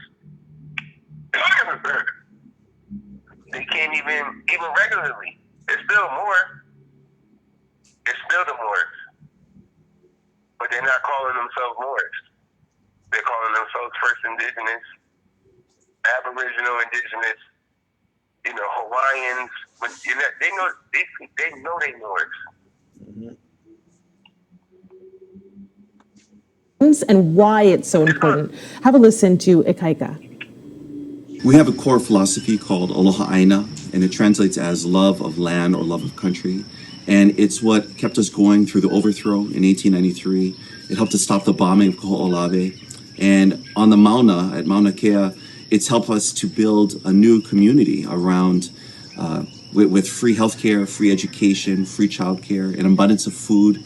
And I think it's because people all throughout our community and internationally recognize that Aloha Aina is the alternative. It's the alternative to the capitalism and the forces which are destroying our earth. We need to protect all of these places which we believe are sacred. And I really believe that is to everywhere. The TMT has been settled in court. Now the police are not doing their job. Protesting is great and fine, but they are defying the law. They meaning the protesters or protectors. David, where are we right now? Is this comment accurate? In a sense, but I think it also shows a failure to understand what's really going on. It's one thing to say that a project has a permit and that the state issued that permit for development, but is that really what should happen? Is it the will of the people? And it very clearly is not. Is it the best way to treat and manage these very important and sacred trust lands, which Kealoha is correct. By law, they should be preserved and protected for the benefit of Native Hawaiians and the public. And so, just because one body in the government decided to allow for this desecration of state lands does not mean that Native Hawaiians and people who feel passionately otherwise should just be relegated to standing on the side of the road waving signs and while this sacred place gets desecrated. That is not the answer, just because a government agency gave a rubber stamp to this project. Guess I want to show, if I may, I want to show our audience something that I'm sure you've seen, but they may not have seen. This is an editorial by some of the top executives at TMT, and they wrote this editorial on July the 28th. It was written by the executive director, the observatory scientist, and also the TMT VP for external relations. So basically, three very important people. Something really jumped out at me. It says right there at the bottom, whether or not TMT is built in Hawaii will not bring closure to it. That to me sounds like Kealoha. We are not going anywhere. We don't care what you protest. We are sticking around. What are you going to do next? Well, let me just point this out. TMT, one of our cases is the failure for TMT to put up the bond, the financial bond, which is required from the 1977 Mauna Kea plan. I'm going to ask you to keep this simple for us who are just following this as an international audience. So just tell us how that works. Thank you. What are you going to do next? Well, what we're going to do is... Of course, they don't want to talk about the bond that's needed for them to do whatever it is that they're doing. Just like anything else that they're doing on those gigantic levels. You need to have some type of backing to be able to do that. You're not just going to build a skyscraper just because you feel like it. There are certain things that need to take place before you do that. One of those things is making sure that you talk with the indigenous people, especially if you signed on to some UN drip and all that. Make sure you talk to the indigenous people before you start doing your BS. Regardless of whether they're claiming crown lands or whether they're claiming colonial, whatever, they still need to address the Aboriginal indigenous people and get their okay before they go ahead with whatever it is that they're trying to do, which these people obviously haven't done because they're going on doctrine of discovery, aka this is crown land, so we could do what we want. No, you can't. The Aboriginal indigenous people are stopping these bulldozers and whatever from being able to do whatever it is that they're supposed to do. Maintain our position of nonviolence, kapu aloha, and we are going to continue to stand to protect our sacred mountain. TMT really is lacking all of a lot of the requirements that they need to actually come through. They don't have enough money to construct at this time. Right. That's a huge issue. They also don't have the extended lease. Technically, if they were allowed to build when they got done, after 10 years, they would only have 7 years on their lease for the land. So they're a risk. And we're challenging that, and there's a lot of challenges. Kaluga has challenges as well, and yeah, we're going to continue to stand, and we're going to continue to move aloha. And I'd like to add to this. I agree with what Kealoha is saying, and to address TMT's statement directly, which I hear as, hey, we are just one telescope, this, we're just one issue. Well, that's how things progress in history. It was one sacred site, then 2, then 10. It was the bombing of Koho'olawe's, bombing of various areas throughout Hawaii by the military. There are many sacred sites that have been bulldozed and built upon. There are Native Hawaiian burial sites that have been dug up and desecrated. And we have this telescope. And you can take one instance and say, okay, this is just happening in one place at one time. But it's the collective effect and really the dehumanizing effect that all of these actions have on the Native Hawaiian people. So I think it is unfair of TMT to say, hey, we understand what you're going through, but we're not it. They are a part of this. And And I think right now they are the flagship of it. And it represents the struggle that Indigenous people have to go through throughout history and at all times. Right. And Blaze, just time for one more comment. I want to bring this in from Kurt on Twitter, who says, Mauna Kea protesters got this one wrong. There is plenty of room for compromise, i.e. build TMT, which is needed, not just for exploration, but safety from space objects, and tear down one of the other two. Facilitate that. Blaze, from the people you've been talking to, will that be enough? Blaze? Sorry, I lost connection at the end of that. That's okay. In just about 30 seconds now, with the people you've been talking to, will tearing down some of the other telescopes be enough to stop this action? Oh, the protectors there at Mauna Kea made it very clear that they don't intend to move and they will not give way. And even if you tear down a couple more telescopes, TMT, if the project wants it up there, they're going to try to get it up there, and you'll still have a lot more telescopes on Mauna Kea.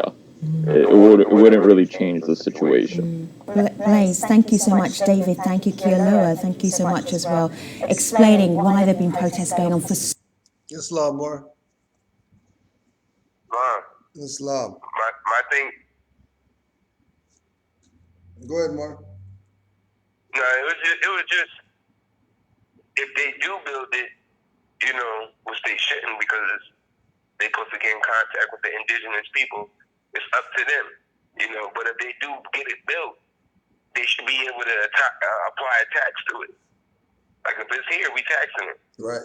Yep. You know, like because we the people are the indigenous. Like we agreed that it could be here. This is how much we want for it to be here. Yes. Then y'all can build it. Right. Right. If we not getting this much, then no, y'all not building it. And you know, however it is, you know, the indigenous people here, we get access to this. You know, we want to be able to come in here whenever we want. You know, like, and be able to still do, you know, look at the stars, whatever we want to do what y'all doing in here, whatever it is, because it's your land, it's your house. Sure. But if that's not happening, that's colonization. Mm-hmm. Unum Sanctum, Doctrine of Discovery, Secret Treaty of Verona, all that. All that, everything. Inquisition, all of that. Islam to all the Moors worldwide. Give thanks, Brother Yusuf. Islam, Grand Chief.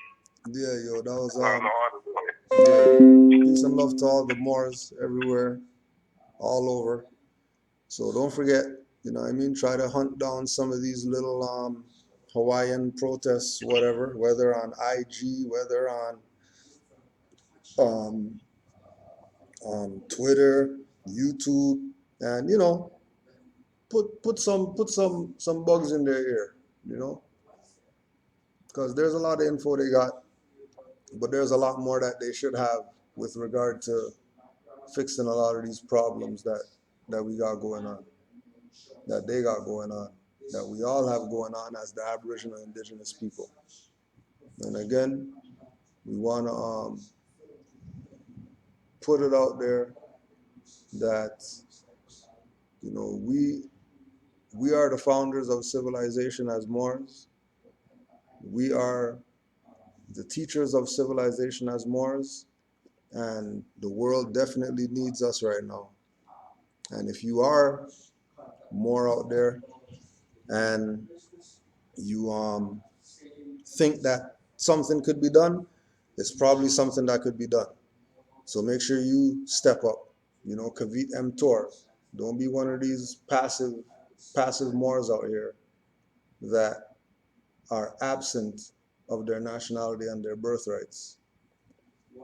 Make sure that just like you got it, you give it up. Just like you got it, you give it up. No $8,000 and all that stuff for people's birthright. Just give them the goods and leave them alone. Let them go figure their stuff out. You don't gotta charge for anything. Peace and love to all the Moors.